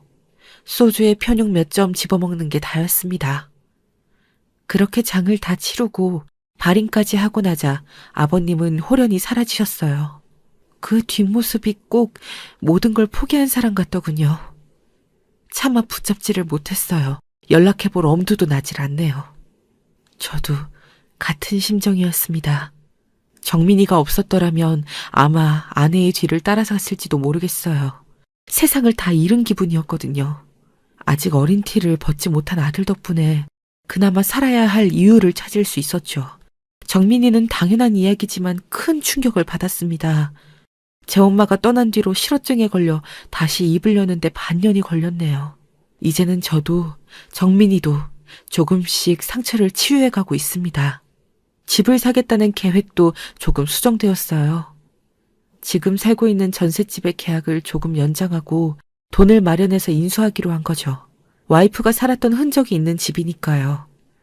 차마 두고 떠날 수가 없네요. 정민이는 당연히 그래야 한다면서 제 의견에 적극 동의해 주었고요. 누군가 부부는 함께 세상을 헤쳐나가는 전우라고 하더군요.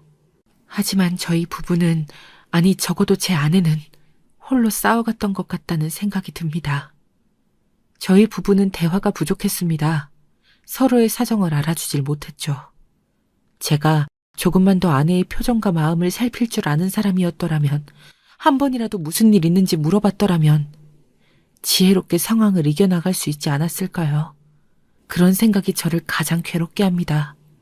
제가 눈치챘어야 했는데 그러지 못했다는 생각이요. 이 사연을 듣는 분들은 앞으로 부부간에 어떤 일이 있던지 서로의 사정과 마음을 보듬어주며 잘 살아가시길 바랍니다. 아내가 너무 보고 싶네요. 긴 사연 들어주셔서 감사합니다.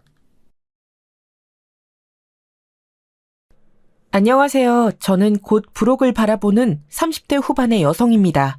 무개념인 사람들이 나날이 뉴스를 채우다 보니 그걸 보는 것만으로도 피곤하지만 이게 남의 일이 아니라 내 일상이 되고 내 가족이 되면 더 괴롭더라고요. 정상적인 일상생활을 할 수 없게 되는 것 같아요. 저와 남편은 이제 결혼한 지 6년 차가 되었고요. 시작부터 말이 많은 결혼이었지만 다 패스하고 딱 하나, 정말 저의 고질병으로서 남아있는 어머니에 대해 말을 해보려고 합니다. 저 역시 쉽게 살아온 인생은 아니었고 부모님 정을 그득히 받아본 타입은 아니에요. 이런 타입이 독한 타입의 시댁을 만나면 이렇게 힘들다는 걸 제 결혼 생활로 몸소 체험했답니다. 우리 어머니는 어쩌다 보니 우리 부부와 함께 살게 되셨어요. 부부 둘 중 그 누구도 바라지 않았던 일이었지만 결혼식 이후로 얼마나 졸라대시는지 피할 길이 없었어요. 나중에 남편이 저한테 아주 간절히 부탁을 하더군요. 당신한테 정말 미안해. 이게 얼마나 결정하기 힘든 일인지 나도 잘 아는데 한 번만 좀 봐줄 수 없을까? 우리 엄마 참 불쌍한 사람이야. 나도 상황이 어렵게 되었고 엄마도 어릴 때 외할머니한테 버림받았고 나중에 자라서 결혼하고 나를 열심히 키워보려고 했는데 쉽지 않았대.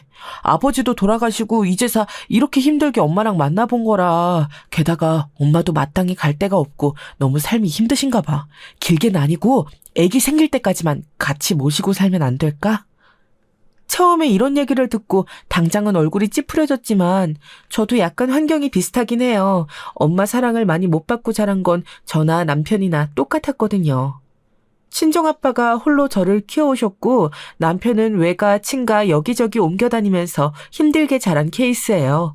저야 엄마가 일찍 돌아가신 거지만 남편은 사정이 좀 더 다르다 보니 상처를 많이 받은 것 같더라고요. 그런데도 저렇게 엄마를 막상 보니 마음 아파하기도 하고 조심스레 부탁을 하더라고요. 헌데 여기에 덧붙여 어머니가 직접 나서서 부탁을 하시더라고요. 이때까지만 해도 저는 우리 어머니가 사연 있고 슬픔이 많은 아주 온순한 분으로 생각하고 있었어요. 현정이 너한테는 조금 면목이 없지만 나도 우리 상호랑 함께 지내본 적이 별로 없어서 이제 좀 잘해주고 싶어. 장기간 아들한테 맛있는 밥도 해주고 싶고 며느리도 챙겨주고 싶어. 니네만 좀 괜찮다면 얼마간 같이 살면서 살림을 좀 봐주고 싶은데 어떠니? 많이 불편하니? 이렇게 대놓고 물어보시는데 당장 앞에서 거절하기가 힘들었어요. 사실 어머니 사연은 둘째치고 자꾸 살림을 봐주시겠다, 둘이 편히 일해라 하시면서 이미 결정을 해두신 것 같더라고요. 당시에 집을 얻을 때에도 우리 둘이 약간 트러블이 있었는데 그래도 나름 넓은 집을 얻게 되어서 기뻤었어요. 그거 하나에 다 묻고 가려던 차에 갑작스럽게 어머니가 우리 집에 끼게 된다니 마음이 좋지 않았어요. 하지만 남편은 계속해서 저를 설득했고 저 역시 당시 신혼 에너지, 아니 콩깍지가 끼어서 그랬던 건지 부부의 사랑만으로 모든 걸 다 이겨낼 수 있다고 믿었나 봐요. 아니에요, 어머니. 괜찮아요. 편히 지내시면 돼요. 어차피 저랑 상호 씨랑 집 비우는 시간도 많고 아침이랑 저녁 시간대만 잠깐 뵐 수 있으니까요. 걱정 마시고 편히 계세요. 이렇게 말하는 저는 매번 제 투정을 다 받아가며 키워주신 아빠랑만 살아왔어요. 그렇게 여자 어른과 어떻게 살아가고 어른에 대한 예의를 어디까지 지키며 어디서 긴장을 풀어야 하는지 잘 몰랐답니다. 그걸 어머니랑 같이 살면서 아마도 습득하게 될 거고 그게 꼭 다 불편하지만은 않을 거라고 생각했어요. 애써 합리화시키고 좋은 쪽으로 생각하려 애썼던 것이죠. 하지만 저는 너무 순진했던 거예요. 이러나 저러나 팔은 안으로 굽고 좋은 게 있으면 내 자식 먹이고 싶지 남의 자식은 눈에 안 보인다는 걸 말이에요. 어머니는 함께 사는 동안 남편 말 맞다나 혼자 살림에서 살아오신 시간이 길어서 그런지 몰라도 음식은 곧잘 맛있게 잘 해주셨어요. 우리 엄마 식당에서 오래 일했대. 땡땡동에 있는 땡땡 식당인데 거기 지금도 TV에 나와. 엄청난 맛집인데 거기 반찬이랑 다 손수 엄마가 만들었고 그만둘 때에도 사장님이 안 놔주려고 했다나 봐. 우리 엄마 밥 맛있지? 남편이 이렇게 말하는 게 전혀 과장이 아닐 정도로 실제로 맛있기도 했답니다. 그런데 어머니는 꼭 맛있는 것, 몸에 좋은 것, 다소 비싼 식재료가 들어간 것은 꼭 본인 아들 앞에 놔두시더라고요. 말로는 이렇게 말씀하시면서 손으로 하시는 행동은 너무 달랐어요. 요즘 세대는 남자나 여자나 다 힘들어. 둘이 밖에서 돈 벌어오느라 너무 고생이잖아. 얼른 많이들 먹어. 누가 살림을 하고 누가 집을 사고 그런 게 무의미한 때지 뭐. 뉴스 보니까 그런 걸로 남녀가 그렇게 많이 싸운다더라. 어머니 말 맞다나 그런 사정이 실제로 있고 힘든 세대이긴 한데 그렇게 말씀하실 거면 왜 불고기랑 갈비탕 같은 건 왜 전부 본인 아들 앞으로 밀어주시는 걸까요? 사실 이건 아주 사소한 얄미움이고요. 하나하나 다 마음에 안 드는 게 눈에 보이면 힘들 것 같아서 몇 번 눈을 감은 부분도 많아요. 그런데 좀 충격적이었던 건 토요일 오후에 제가 운동하고 일찍 들어온 줄도 모르고 큰 소리로 전화를 하고 계시던 어머니의 통화 내용이에요. 뭐 아들 집에서 아주 잘 살고 있지 뭐. 우리 상호가 그래. 워낙 효자래니까. 솔직히 상호 아빠가 진절이 나게 싫었지 애가 무슨 죄야. 어릴 때 애 두고 나가면서 내가 얼마나 가슴이 절절하게 찢어졌는지 몰라. 앉으나 서나 어딜 가나 비가 오나 눈이 오나 우리 상호 생각뿐이었지 뭐. 이 부분까지야 저도 알고 있던 내용이니 그냥 목소리가 너무 큰 것 말고는 신경 안 쓰려 했는데 뒤에 이어지는 내용이 좀 가관이더라고요. 제 욕이나 험담 같은 게 나오는 건 아니었지만 그래도 이때 어머니의 은근한 가치관이랄까? 이 집에서의 생활을 바라보는 좀 다른 시선이 느껴졌어요. 얼마나 상호가 안달복달 애걸복걸하면서 나보고 같이 살아달라고 하는지 몰라. 며느리? 며느리도 착한 애 만났지. 우리 며느리 대기업 다니잖아. 친정도 좀 살고 여유가 있어. 어쩜 그렇게 어머니 어머니 하면서 모시는지 너무 이뻐 죽겠다니까. 아이 참 얘는 돈이야 우리 상호가 더 잘 벌지. 얘가 내 손은 안 탔어도 공부 많이 한 애야. 좋은 대학 나왔고 회사도 좋은 데 다녀. 아니 네가 이름을 말하면 뭐를 알아? 여지껏 그 총구석에서 못 벗어나고 손주들만 줄줄 얻어서 황혼에 애나 보고 있으니 서울에서 이렇게 대단한 집에 사는 나랑 뭔 얘기가 통하겠니? 아유 답답하다. 너 전화 끊자. 여기까지 본의 아니게 몰래 들은 저는 제가 이걸 들은 걸 어머니가 눈치채실까 싶어 후다닥 안방으로 들어갔어요.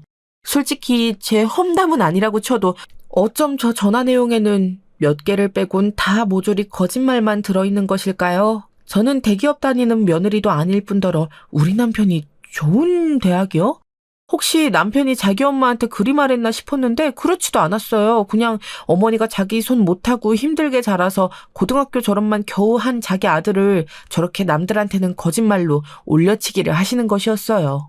우리 남편은 전문대도 가지 못하고 고등학교 졸업하자마자 곧장 군대를 갔거든요. 그래도 성실한 사람이라 자그마한 회사 알바부터 시작해서 부분적으로 자격증을 따고 자기 스펙을 만들었고요. 나중에 사이버 대학을 졸업하고 한 회사를 우직하게 쭉 다녀서 조금씩 자리를 올려간 것밖에 없어요. 게다가 무슨 제가 대기업이고 친정이 잘 살고 여유가 있다는 둥 전혀 이해가 안 되는 얘기만 주구장창 하시더라고요. 그럴 수가 없는 이야기인데 어머니는 자꾸 맞다고 과하게 말씀하시는 게 좀 편치 않았어요. 어쨌든 그거야 그거고 그냥 어머니의 귀여운 허풍이겠지 하고 애써 생각을 바꿔보려고 했어요. 왜냐면 이제 저희는 아기 가질 준비를 해야 했고 신경 쓸 게 무척 많았어요.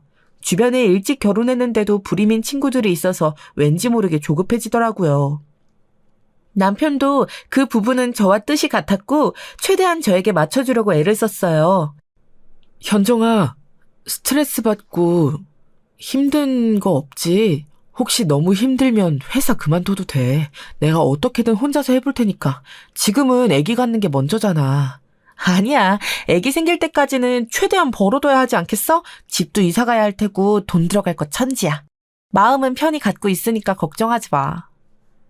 그렇게 말은 했지만 결혼하고 3년이 다 되어가는데 아기가 안 생기니 저도 조바심이 나더라고요. 그런데 이 와중에 어머니도 조금씩 약간은 푼수 같으시다고 해야 할까요? 할 말 안 할 말 못 가리고 그냥 말씀을 편하게 하시더라고요. 요즘은 왜 그렇게들 아기가 안 들어서는지 몰라.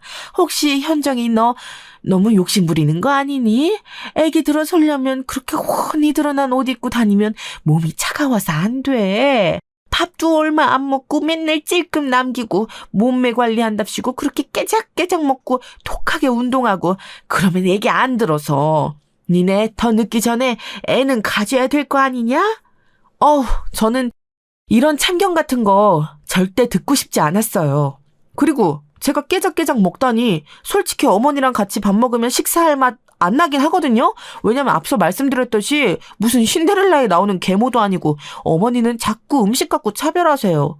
복날 삼계탕을 끓이면 전복은 꼭 자기 아들 앞으로 다 몰아다 주시고요. 이런 게 싫어서 제가 밥을 해먹기도 하는데 그때도 여지없이 똑같아요. 아이고, 니네들 많이 먹어라. 불고기가 아주 잡내 없이 맛있네. 이거 마늘이랑 청양고추 좀 더 넣으면 더 칼칼해져. 여기에 당면까지 넣으면 더 맛있겠다. 다음에 현정아, 내가 말해준 대로 해봐. 네가 간을 너무 심심하게 하더라고. 이러면서 은근히 음식에 대한 핀잔도 하시고 자기 아들한테도 음식을 몰아주시니 먹을 맛이 나겠나요? 처음에 어머니랑 마주칠 시간도 별로 없고 어머니 말 맞다나 살림이나 밥도 해주시겠대서 오케이 한 거예요. 엄마와 아들의 정을 위해서 같이 사는 건 그들 모자에게 해당되는 일이지 저랑은 상관이 없잖아요. 이것도 남편이 아기 갖기 전까지만이라고 선을 그어두었는데 상황이 좀 예상 밖으로 흘러가더라고요. 시간이 좀 더 지나 저는 임신을 했고 다 같이 무척 기뻐했어요. 그런데 남편이 약간 우물쭈물하면서 이렇게 말하는 거예요. 현정아, 미안한데 엄마가 우리 애기 생긴 거 알고 너무 좋아하신다. 내가 말을 해보려고 했는데 엄마는 너 애기 낳아서 돌보는 것도 나중에 손 많이 필요할 거라면서 꼭 다 해주려고 하셔. 그런 와중에 엄마 보고 애기 태어나면 따로 나가 사시라고 말하기가 좀 그래서 어떡하지? 저는 이때부터 좀 짜증이 나는 거예요. 안 그래도 임신을 알고 좋아하시기에 앞서 입덧이 먼저 찾아와서 몸이 무척 불편했어요. 남편의 땀 냄새라든지 어머니가 잠깐 여시는 냉장고 냄새까지 짜증나는 판국에 어머니랑 함께 사는 날이 더 길어진다니요? 그 와중에 어머니는 직접 저에게 말은 안 하시고 꼭 저렇게 아들을 시켜서 은근슬쩍 같이 사는 기간을 늘리시는 게 마음에 안 들었어요. 이때만 해도 저는 엄청나게 큰 불만은 없었거나 아니면 살만했었나 봐요. 그럭저럭 받아들였으니까요. 하지만 시간이 갈수록 우리 아들이 태어나고 난 뒤 어머니의 이상한 자부심은 점점 커져가더군요. 아예 우리 집 일원이 되어 가족의 한 구성으로 자신을 받아들이신 것 같았어요. 제가 원한 그림은 이게 아니었는데 말이에요. 저기 어머니, 오늘 저랑 상호 씨랑 하늘이랑 나가서 100일 사진 찍고 올게요. 애기 분유 한 번 더 먹이고 챙겨서 나가면 될 것 같아요. 이 말을 들은 어머니는 갑자기 표정이 묘하게 변하시더니 기분이 상당히 나쁜 듯 입이 비뚤어지시는 거예요. 예, 니네들끼리만 나가서 사진을 찍는다고? 어른한테 그런 거 먼저 물어봐야지. 같이 안 찍으시겠냐고 먼저 물어보는 게 예의 아니니? 현정이 너는 네 엄마한테 그런 것도 못 배웠어? 갑자기 무척 날선투로 공격을 하시길래 순간 너무 깜짝 놀랐어요. 대뜸 저희 엄마를 들먹거리시다뇨? 그리고 저런 비난 어투는 어머니 같은 분이 해서는 안 되는 거 아닌가요? 우리 엄마야 일찍 돌아가셨지만 본인은 생태 같은 자식을 두고 나가버리셨으면서 어떻게 저리 말을 해요? 제가 아들을 낳아보니 더더욱 어머니를 이해할 수 없었어요. 그런 어머니에게 황당한 저를 보고 남편은 급히 수습을 했어요. 현정아, 엄마가 서운했나봐. 같이 가고 싶었나봐, 엄마도 하늘이 이뻐하니까, 네가 좀 이해해줘. 그렇게 급 마무리를 하고 우리 셋은 그날 오후 사진을 찍으러 나갔는데 어머니는 이상하게 삐지셔서는 말을 한마디도 안 걸으시더라고요. 이전에도 은근슬쩍 제 신경을 건드리는 말씀을 하셨지만 어머니는 이후로 아예 대놓고 저한테 차갑게 굴어대시는 거예요. 너무 머리 아파서 그냥 넘기려는데 하늘이가 200일 되었을 무렵 갑자기 이런 제안을 하시더라고요. 누가 시킨 것도 아닌데 왜 저한테 이런 청구서를 보내시는 걸까요? 현정이 너 나랑 얘기 좀 하자. 있잖아, 사람이 아무리 자기 집에서 못 배웠다고 해도 어른한테 그러는 건 아니야. 어른이 싫은 태를 내면 눈치를 채고서 아랫사람이 살살 다가와야지. 그렇게 뭐 뻣뻣하게 세우고 있으면 어떡하니? 나랑 뭐 싸우기라도 하지는 거야? 저는 이때 표정 관리가 안 되었고 일단 무슨 말인지 들어오는 보자는 생각으로 심호흡을 했어요. 그런데 뭔 말도 안 되는 개똥 같은 욕을 하시는 거예요. 예, 있잖아. 내가 그래도 하늘이 좀 봐주고 했잖아. 다른 집은 절대 시어머니랑 친정엄마한테 그냥 애를 안 맡겨. 노인네가 다 늙어서 애 업고 일어나고 챙겨 먹이고 놀아주는 거 얼마나 고문인지 아니? 내 친구 정숙이도 손주들 둘 봐주고 한 달에 300씩 받는데더라. 니네가 그 정도는 못 줘도 못해도 200 정도는 줘야 하는 거 아니니? 이야, 이거 당장 그냥 애 어린이집 보내고 다음날부터 나가시라고 말씀드리고 싶은데 목구멍까지 올라오는 말을 참고 들어봤어요. 그리고 말이야, 현정이 너도 너무 고깝게 살지 마라. 나 상호 키우고 혼자 살아오면서 볼장 다 본 사람이야. 힘들게 살았다고 그래서 내가 지금 여유가 없는 거지 뭐 줏대도 없고 뭣도 없어서 니들 집에 있는 거 아니야. 그리고 말은 똑바로 해야지. 니들 결혼하고부터 내가 살림해주고 밥 차려주고 한 거 다 돈으로 따져보면 그냥 넘길 일은 아니다 너. 네가 진즉에 이렇게 말했어야 돼. 어머니 번듯한 집은 아니라도 20평대 집 하나 얻어드릴게요. 거기서 편히 사세요. 아휴, 이런 말을 꼭 찔러야지만 입으로 뱉을 거니? 전 여기까지 듣고 당장 대꾸할 말이 생각 안 나더라고요. 진짜 말 그대로 하고 입을 벌리고 있는 입모양을 하고 듣고 있었어요. 아니 무슨 집이 장난도 아니고 어른 셋에 애기 하나 키우는 집도 25평이 안 되는데 무슨 어머니 혼자 살 집을 비슷하게 얻어다 드려요. 이거 완전 도둑 심보네 싶어서 말이 안 나오더라고요. 일단 이런 지하에 거절했습니다. 어머니, 저희 그렇게는 못 드려요. 그럴 돈도 없고. 지금 살고 있는 집도 빚 갚기 힘들어서 호덕이고 있어요. 저 당장 내년부터 일해야 한다고요. 월에 200씩이요? 그렇게는 힘들겠는데요. 어머니 힘드시면 저희 집에 계신 동안에 일자리 구하셔서 월급 받으시는 게 낫지 않을까요? 어차피 저 휴직 끝나면 하늘이 어린이집 보낼 거고 직장 어린이집이라 제가 등하원 다 시킬 수 있어요. 어머니가 신경 써주실 건 없으세요. 하늘이 걱정 마시고 어머니 일 알아보시면 될 것 같은데요.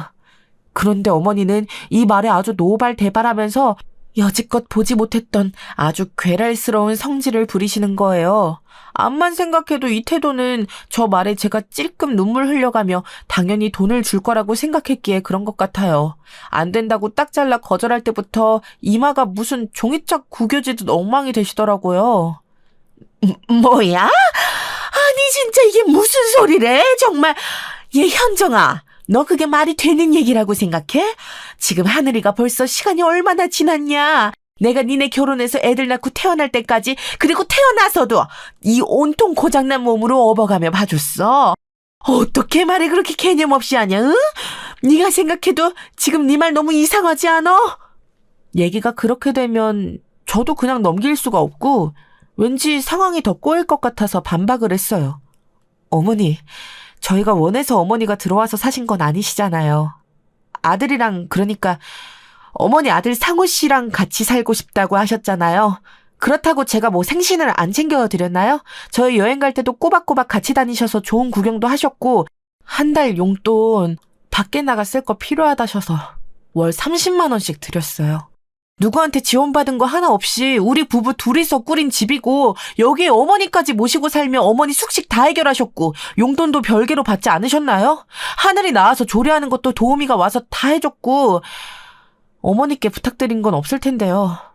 애기 분유며 이유식이며 제가 휴직하면서 다 했지 솔직히 밤에 애기 재우는 것도 어머니가 하신 일은 아니잖아요. 육아도 거의 제가 다 하고 있는데 무슨 말씀이신지 이해가 안 가요. 그런데 여기서 월 200씩이요? 170만 원을 더 달란 말씀이세요?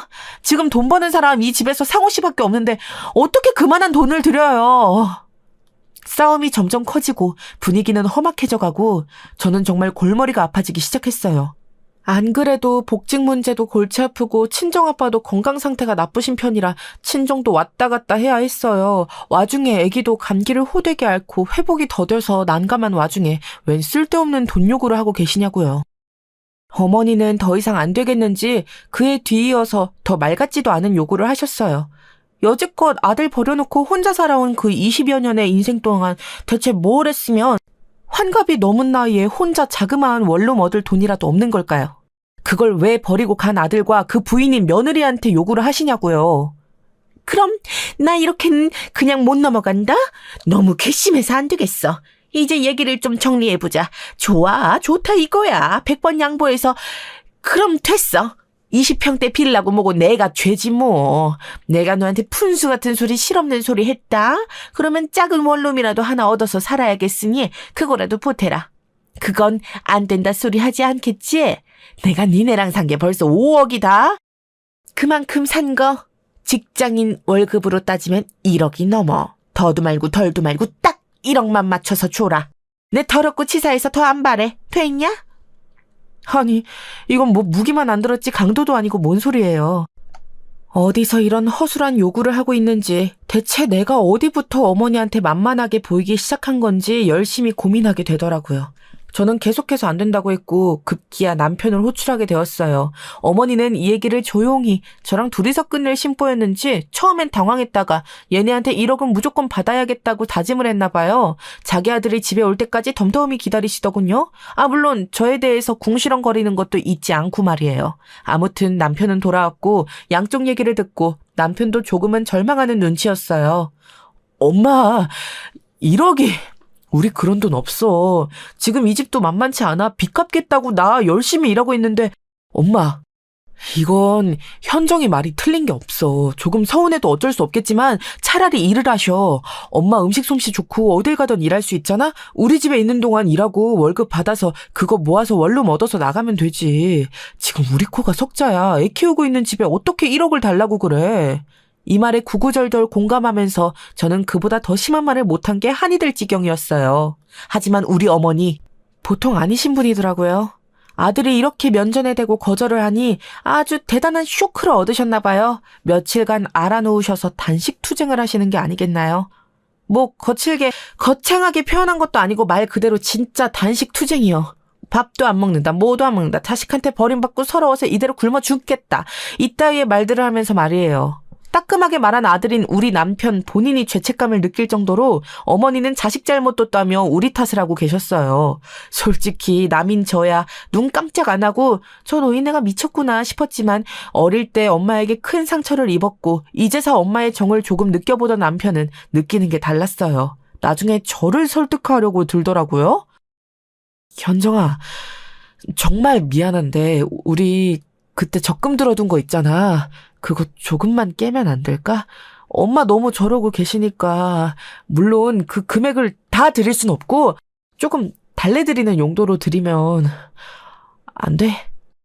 사실 엄마도 좀 서운하긴 할 것 같아서 엄마가 나가서 사시기에 상황이 안 되는데 너무 그냥 방치한 것 같기도 하고 말이야. 아무것도 없는데 대뜸 나가시라 할 순 없잖아. 저는 이 말에 몹시 화가 났고 곧장 뭐라 했어요. 됐어! 그거 이제 겨우 5천 다 돼가는데 뭘? 짜투리 돈이며 돈 될 만한 거 다 합쳐가며 모은 거야. 그걸로 퍽이나 달라지겠다. 더 안 주냐고 화내실 것 같은데? 이렇게 받아치고 난 뒤 남편이 알아들을 줄 알았는데 나중에 저한테 외려 서운해하더군요. 현정아, 엄마 그렇게 해서 나가시면 나도 마음이 안 편해. 저러다가 무슨 일 나면 어떡해. 아니면 갑자기 사라지고 그러면 진짜 나 아무것도 못해. 엄마 말이 아예 막다 틀린 건 아니잖아, 어? 저는 남편이 하도 졸라대는 통에 그리고 어머니와 그 좁은 집에 같이 살면서 계속 저런 무언의 시위를 견디는 게 힘들어서 결국은 통장을 깨게 되었어요. 하지만 절대적인 기준이 있었으니 바로 1,000만 원만, 그것도 빌려드리는 형태로 드린 거예요. 어머니는 아주 고깝다는 눈으로 받으시더니 일단은 알겠다고 하시더군요. 니네 성의는 알아서 내가 받겠는데 진짜 니네 이러는 거 아니야. 내가 진짜 치사하고 더러워서 일한다. 당장 이럴 거라고 그렇게 알아. 그러거나 말거나 저는 어머니랑 증서를 작성했고 돈을 얼마 빌렸고 언제부터 언제까지 갚겠다 하고 둘 다 서명을 하고 도장까지 찍었어요. 누누이 몇 번이나 설명했어요. 저희 절대 여유 없고요. 어머니 말씀대로 1억 같은 돈은 빌려드릴 애도 없어요. 그리고 이 돈은 정말로 갚으셔야 해요. 저희 둘 문제가 아니라 어머니 손주 하늘이도 여유치 않은 엄마 아빠 밑에서 커야 된다는 거 생각하시고요. 다시 생각해보면 저도 말을 참 정없이 야박하게 했나 싶지만 어머니의 대처부터가 애시당초 너무했잖아요. 솔직한 마음으로 저도 복직하고 일하게 되면 애를 어린이집에 맡기게 될 거고 슬슬 어머니와의 분가를 고려해야 했어요. 물론 돈 푼 없이 그냥 분리되자고 할 것은 아니었고요. 저희 넉넉지 않은 형편 안에 돈 1,000만 원은 드릴 생각을 했답니다. 하다못해 원룸 보증금이라도 될 거고 그 외 생활비야 어머니 건강하시고 정정하시니 본인이 버실 수 있잖아요. 근데 어머니는 계속 손 까딱 안고 1억 노래를 불러대시니 정이 안 떨어질 수가 있겠나요? 끝끝내 그렇게 해서 합의를 받고 어머니는 얼마 뒤에 역 근처 번화가에 있는 식당가에 취직을 하셨다고 하시더군요. 그래서 한동안은 신경을 껐고 저는 기저질환으로 많이 고생하시는 친정아빠 쪽에 비로소 신경을 기울이게 됐어요. 아직도 이때 생각하면 너무 울컥한 게 정작 우리 아빠는 몇 번 집에 와보시게도 못했어요. 어머니랑 같이 사느라 불편했거든요.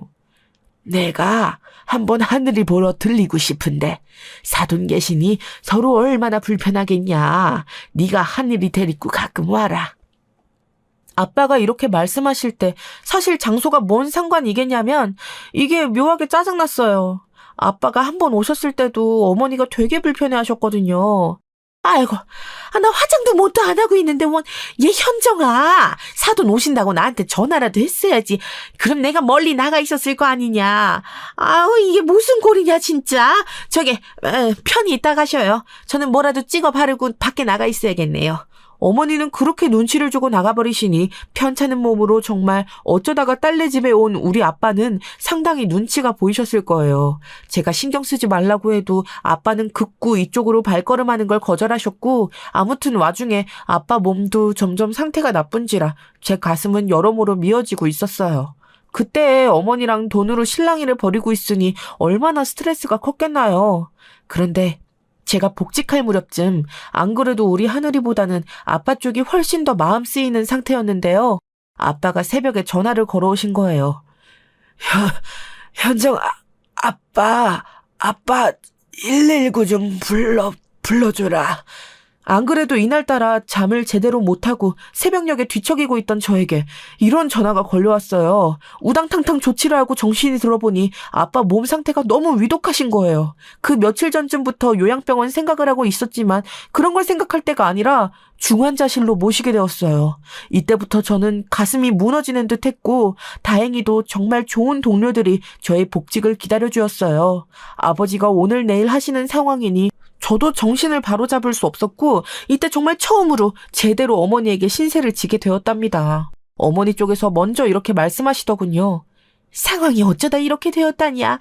현정이 너는 하늘이 신경 쓰지 말고 나한테 맡겨. 내가 가게에 말하고 며칠 좀 쉰다고 할 테니까 너가 아버지 괜찮아지실 때까지는 네가 그쪽 신경을 써야지 어쩌겠냐. 부모 챙기고 자식도 챙겨야 되는데 부모가 오늘 내일 하면 자식은 누구한테 맡겨야지 뭐. 여기는 상호랑 내가 알아서 할 테니까 아버지 잘 챙겨드려라. 이때 일순간 저는 조금은 어머니에게 약간은 다른 감정이 생겼던 것 같아요. 너무 위독하고 일촉즉발의 상황이었기에 정말 누구의 손이라도 빌려야 했던 때였거든요. 하지만 이런 상황도 조금의 도움을 받지 못한 채 아빠는 그렇게 정말 말없이 새벽으로 넘어가는 시간대에 숨을 거두셨어요. 당시 슬픔이 얼마나 컸는지 아빠의 소천을 확인한 이래 장례식장에서도 친가 식구들을 만나는 동안 내내 통곡과 오열만 오갈 뿐이었어요. 직장 동료들이 와서 좀 챙겨주는데도 정신을 차리기 힘들었고 우리 하늘이도 엄마를 따라 엉엉 우는데 못 챙겨주겠더라고요. 그런 하늘이를 어머니가 업고 챙기시면서 봐주시고 나중에 절 토닥여 주시더군요. 어머니가 이런 말도 할 줄 아는 분이셨나 싶게 꽤 따뜻한 면모를 보이셨어요. 나도 우리 엄마랑 아빠랑 별로 기억이 없어. 요즘은 어쩌면 차라리 좋은 세상이 돼가지고 누가 죽으면 이렇게 슬퍼하라고 자리도 깔아주는 게 아닌가 몰라. 아버지 좋은 데 가셨을 거야. 그렇게 울고불고 해봤자 아무것도 안 된다.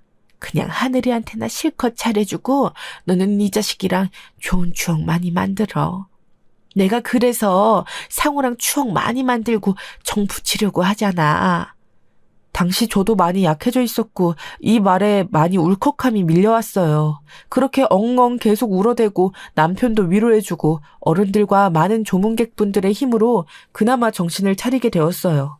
정말이지 이때 아이 생각을 거의 할 수 없을 정도로 넋이 나가 있었는데 주변에서 많이 도와주지 않았으면 힘들었겠더라고요. 그리고 장례를 겨우 다 치렀고 아빠를 보내드린 마음을 겨우겨우 추스렀어요. 이때 어머니가 이런 말씀을 하시더군요. 나는 일찍이 부모랑 헤어져서 그런 건 잘 모르겠다만 주변에서 하는 말들 보면 충분히 울어야 한다더라. 안 그러면 살면서 감당이 안 된대. 울 때 많이 울어둬야 한다니까 너도 울음이 나오면 그냥 다 울어버려. 참고는 못 산다잖냐?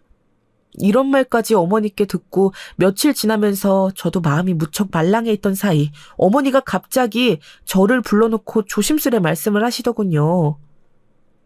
내가 사실 너 힘들 때 이런 말까진 안 하려고 했는데 사정이 워낙 안 좋아서 말이야. 염치불문하고 이렇게 말을 한다. 좀 들어줄 수 있냐? 고개를 끄덕이는 저에게 어머니는 곧장 말씀을 하시는데 평소 같으면 저도 날이 서 있었겠지만 이때에는 좀 감성적인 상태가 되었던 것 같아요.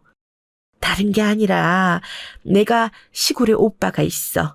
몸이 안 좋다는데 수술도 못하고 있댄다. 우리 친정 형편이 그래. 다릴 돈이라면 먹고 죽을래도 없다. 너네한테 집 받아서 가겠다고 난리친 것도 나올 거 하나 없는 집구석이고 혼자 늙어 죽을 거 겁나서 그랬어. 그런데 큰오빠가 지금 저렇게 아프다고 하고 니네 아버지랑 연배도 많이 차이 나는 거 아니니? 나도 마음이 좀 불안해. 니네가 그때 빌려준 돈도 있지만 나도 살 길이 있어야 하고. 그래서 그런데 내 사정 좀 봐서 딱 1,000,000원만 더 빌려주면 안 되겠냐? 이 말에 저도 당장 마음이 우러나오고 간질간질하게 변할 상황은 아니었지만 아무튼 보통 마음 상태가 아니었나 봐요. 일단 저 말을 듣고 반발보다는 고민을 하게 되었으니까요. 아, 사정이 그러시군요. 그런데 저희가 지금 그렇게 크게 움직일 만한 목돈이 없는데.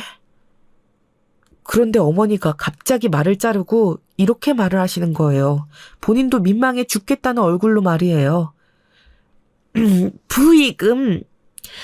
이번에 부의금 들어온 거 있지 않냐? 이런 부탁해서 참 염치가 없다. 그래, 내가 죽일년이지. 아들도 아니고 며느리한테 이런 부탁을 하고 있으니까 말이야. 일하는 식당에도 얘기해 봤는데 안 된다더라. 내가 당장 1, 2년은 아니고 3년 걸쳐서 갚을게. 더도 말고 딱 1,000,000원이다. 그 이상은 나도 갚기 버거워서 말 못해. 우리 시골 오빠야 좀 도와줘라. 너가 조카 며느리 아니냐. 내가 이 은혜는 잊지 않을게. 생각해보면 참 개똥 같은 논리예요. 그렇지 않나요? 운을 띄우는 첫 말부터 끝으로 마무리되는 말까지 하나도 연관성이 없다고요. 그런데 참 저도 저예요. 아빠 돌아가시고 마음 둘 곳이 얼마나 없었으면 어머니가 그 수년간 저랑 살면서 유일하게 몇 번 토닥여주고 몇 번 제 역성 들어주며 애기 챙겨준 것 같고 그런 판단을 했던 걸까요? 일단 어머니의 큰오빠이자 우리 남편의 큰 외삼촌이신 분이 비슷하게 기저질환으로 고생하고 계시다고 하고 다들 돈이 없어 손가락만 쪽쪽 빨고 무능하게 바라만 본다니 마음이 편치는 않았어요. 아마 우리 아빠를 보내드릴 때 상황이 너무 비슷하게 겹치기도 하고 보내드린 지 너무 얼마 안 돼서 그렇기도 할 것 같더군요. 좌우지간 상황은 그리 되어 저는 어머니에게 돈을 빌려드렸고요. 물론 이때에도 증서는 썼답니다. 저는 꼭 그런 건 쓰는 주의예요. 어릴 적 친구에게 돈을 떼어먹힌 적이 있어서 애지간해선 돈 거래를 안 하는 편이고요. 아무튼 그렇게 빌려드렸고 남편에게도 이 사실을 말해두었어요. 남편은 마냥 저에게 고맙다며 할 말이 없다고 하고 저도 큰 결심 아래 돈 거래를 해서인지 어머니를 바라보는 눈이 조금 달라지더군요.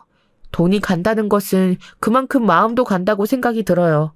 마음이 움직였으니 돈까지 움직이게 됐던 것이었죠. 이렇게 되어 어머니는 돈을 들고 본인 고향인 지방으로 내려가셨고 한 달 정도 있다 오신다고 하더군요. 저는 한편으로 걱정되는 부분이 있었어요. 있잖아, 어머니 말이야. 요 얼마간 일하셨던 그 식당 한 달씩이나 휴가 안 주지 않을까? 그럼 그만두고 가신 거야? 어머니 연세에 그만큼 돈 준다는 거 찾기 힘드실 텐데. 그러자 남편이 별소리를 다 한다는 듯 말하더라고요. 아이 요즘 아줌마나 할머니들 쓰는 식당이 한두 군데야. 얼마든지 일할 수 있을 거야, 엄만. 그리고 엄마네 고향은 지역 텃세도 힘들고 아무튼 내 기억이 맞다면 큰 외삼촌네 식구들도 쉽지 않고 엄마도 거기 가 있느라 시간 꽤 써야 될걸. 엄마가 돈 보태준다고 해도 호의적이지 않나. 나도 어릴 때 큰 외숙모 무척 무서워했던 기억이 있어. 이렇게 얘기가 딴 데로 흐르다 보니 저도 신경을 껐는데 어머니는 한 달이 지나도 올라오지를 않으시더라고요. 전화 연결도 잘 안 되고 일에 치여 신경을 못 쓰는 동안 거의 2달 가까이 계속 그쪽에 계시는 듯 했어요. 근데 저도 왜 그랬는지 모르겠는데 이때부터 자꾸 신경이 쓰여서 잠이 안 오는 거예요. 우리 집 기준에선 큰 돈을 2차례로 빌려드린 셈인데 곧 죽어도 집에 붙어 계실 기세이던 분이 나가서 돌아오지를 않으시니까요. 걱정이 너무 많은 것 같다며 좀 언짢아하는 남편을 설득하여 저는 구태여 시골로 주구장창 내려가게 되었어요. 중간에 어머니에게 전화했는데 남편이 걸었더니 받으시더라고요. 안 그래도 올라가려고 했다나요? 나 여기 그쪽 땡땡터로 들어오면 있는 첫 번째 집. 그러니까 니네 삼촌네 주소 보내줄게. 잘 됐다. 나도 그 차 타고 올라가야겠다. 잘 왔어. 이렇게 말씀하시길래 약간은 꺼림칙한 기분으로 출발했어요. 얼마 안 되어 도착한 허름한 집에는 대문이 열려져 있고 그 안에는 할머니들 8명이 앉아서 얘기하고 계시더군요. 남편이 본인 소개를 하니 그분들도 대충 알아들으시는 듯 했고 아마 남편 외가 쪽 어른들인 것 같았어요. 그런데 아무리 찾아봐도 어머니가 없는 거예요. 제가 꿍얼꿍얼 찾으니 그 할머니들 중 한 분이 말씀하시더군요. 아마 이분이 큰 외숙모님이셨던 것 같아요. 아이고, 아가씨도 참 어디서 그렇게 돈지랄을 하나 했더니 상호랑 우리 조카 며느리가 돈을 많이 갖다 줬다며? 이런 구석촌까지 와서 돈 갖고 꼬라지라도 부려갖고 여기 아주 미운 털이 제대로 박혔어. 작은 오빠랑도 그렇게 밤낮 없이 싸우고 지겨워 죽겠네 진짜. 그 조카 며느리? 상호랑 얼른 어머니 모시고 올라가. 우리 아주 질렸어 그냥. 큰 외숙모님의 날선 불평을 들으니 왠지 마음이 편치 않은 거예요. 마치 초기 어머니랑 같이 살 때 어머니가 자기 친구한테 실컷 허세 부리던 내용을 또다시 건너 듣는 느낌이랄까요? 뭔가 이상하던 차에 저쪽 문지방 안에서 술주정하는 소리가 대차게 들리는 거예요. 참 부끄럽게도 그 대상은 우리 어머니가 맞더군요. 안 본 그 두어 달 사이에 뭘 그렇게 잘 드셨는지 살은 포동하게 오르신 데다가 대낮부터 거하게 술에 취해서 얼굴은 벌게져 있었어요. 그런 어머니를 남편이 외가 어른들께 겨우 인사를 하고 억지로 차에 태웠고 저는 큰 외숙모님께 이상한 소리를 듣게 되었어요. 무슨 소리야? 큰 외삼촌이라니. 서방님 말고? 큰 외삼촌. 우리 애 아빠 말이에요.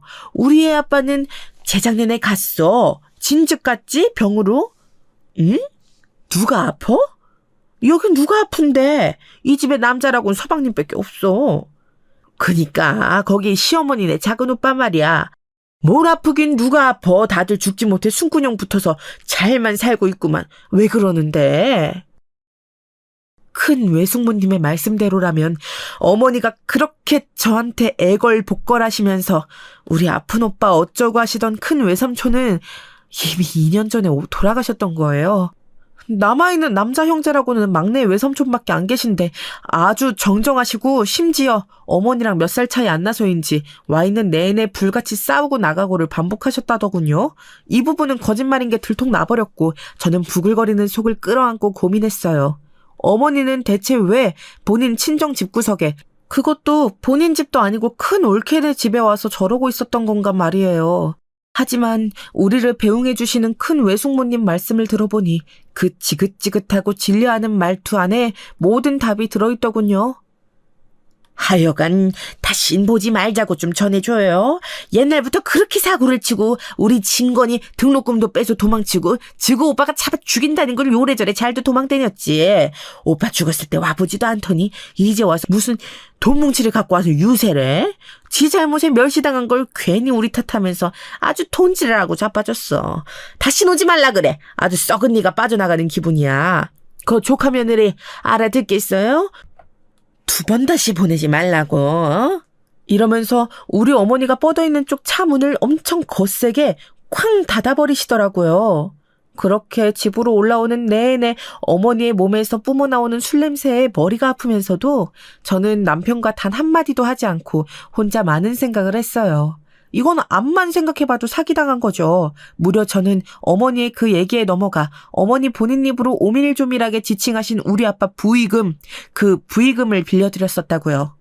살아있지도 않고 이미 일찍 돌아가신 본인 큰오빠를 팔아 돈 1,000만 원을 또다시 며느리네 친정아버지 부의금으로부터 빼내어서 들고 본인 친정에 간 거예요. 그리고 거기서 자기 올케들한테 돈부림을 하면서 유세를 떨고 자기가 일찌감치 집에서 사고치고 결혼하고 애 낳고 도망가고 조카들 등록금까지 빼서 도망쳤다 걸렸던 그런 것들을 반성커녕 가짠치도 않은 자기 돈 자랑을 하며 누르려고 했더라고요. 우리 부부가 수년간 모아온 돈 중 만기만을 기다리고 있던 적금을 깨서 1,000만 원을 빌려드렸는데 그건 원룸에다 보탠다고 하더니 앞만 봐도 원룸은 알아보지도 않았을 게 뻔했어요. 저 따위로 흥청망청 쓰며 말 그대로 돈지랄을 해가며 유세를 부렸겠죠. 그러면서 어디 감성팔이를 하고 그 며칠 제 사정을 봐주는 척하면서 본인 입으로 또박또박 부의금이라 명칭하며 이 돈을 저한테 빌려간 걸까요? 저는 가는 내내 용서가 안 되고 감당이 안 되었고 부글부글거리는 상태로 집에 도착을 했어요. 너무 늦게 올라온 탓에 어린이집에 애를 맡긴 시간도 한참 넘어갔고 중간에 애를 챙겨서 집으로 왔는데요.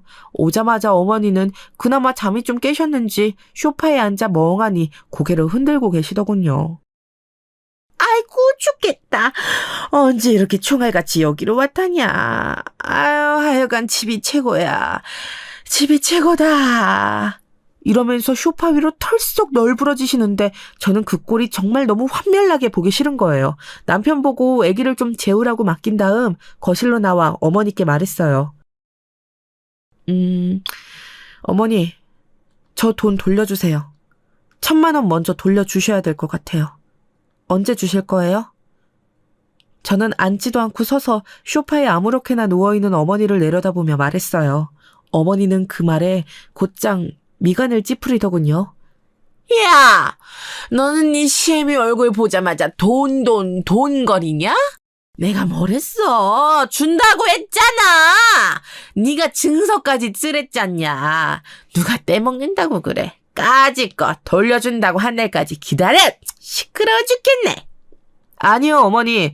저 돈 바로 받아야 할 것 같은데요. 제가 알던 사실이랑 너무 달라서요. 큰 외삼촌분 아프셔서 이 돈 필요하다고 하시지 않으셨나요? 오늘 내려가서 외숙모님 말씀 들어보니까 어머니 정말 저한테 너무 심한 일을 하셨는데요. 어떻게 돌아가신 분을 두고 거짓말을 해서 돈을 빌려가실 수가 있어요. 게다가 그 돈 무슨 돈인지 아시잖아요. 우리 아빠 부의금이에요. 부의금이란 뜻을 모르세요? 어머니는 이때부터 자기도 일이 꼬였다고 생각했는지 곧장 일어나서 저에게 아주 사납게 주정을 부리시더군요. 이때부터 저는 이 사람을 당장 이 집에서 쫓아내고 싶다는 생각이 강렬히 들었어요. 준다고 했잖아. 누가 떼먹는데? 이게 어디서 버릇없이 어른한테 어디서 아주 버릇도 없고 못 배워먹어서 누구를 도둑놈 취급하고 있어. 너 적당히 나대. 내가 경고했어. 이때부터 눈앞이 흐려지며 두통이 세게 저를 짓누르는 게 느껴지더라고요. 돈 빌려준 사람이 죄인이라더니 이제 야단까지 맞는 건가요? 기가 막혀서 저는 더 목소리를 세게 높였어요. 이쯤 되니 저쪽 방에서 애가 깬다고 해도 눈에 뵈는 게 없더라고요. 우리 아빠 부의금이 걸려있는 상황이었잖아요. 어머니, 지금 상황 파악을 못 하시나 본데 이러고 계시면 안 돼요. 돈 갚으셔야 돼요. 당장 저한테 1,000만 원 내놓으셔야 된다고요. 그 전에 빌려드린 건 저랑 남편 같이 모은 주머니에서 나온 거지만 이번에 빌려드린 1,000만 원은 오롯이 제 집에서 관련된 돈이에요. 이거 그렇게 허위로 뻥치시고 빌려가신 주제에 버티고 그러시면 진짜 서로 못 볼 걸 봐요. 그만하시고 빨리 남은 돈이라도 여기 다 주세요. 그리고 하루라도 취업을 해서 갚으시던지 아니면 제 말이 끊기기도 전에 어머니는 아주 우악스럽고 괴랄스럽게 당장 토라도 할 듯이 소리를 꽥 지르시더라고요. 고향 내려가서 남의 돈으로 돈지랄을 하시더니 기름기만 잔뜩 껴서는 진짜 사람이 염치도 없고 뭘 모르는 것 같아요. 야, 이게 어디서 가르치려 들어? 그까짓 돈 1,000만 원 갖고 되게 싸게 구네 진짜. 너 말이야 너 얼마나 그지면 돈 1,000 가지고 이렇게 사람을 들들 볶냐 볶아? 그러니까 네가 복이 없는 거야. 돈 1,000 주고 아주 생색은 오라지게 부려. 아 진짜 너무 빚쟁이야? 내가 무슨 돈 1억이라도 가져갔어? 10억이라도 빌려서 도망갔냐?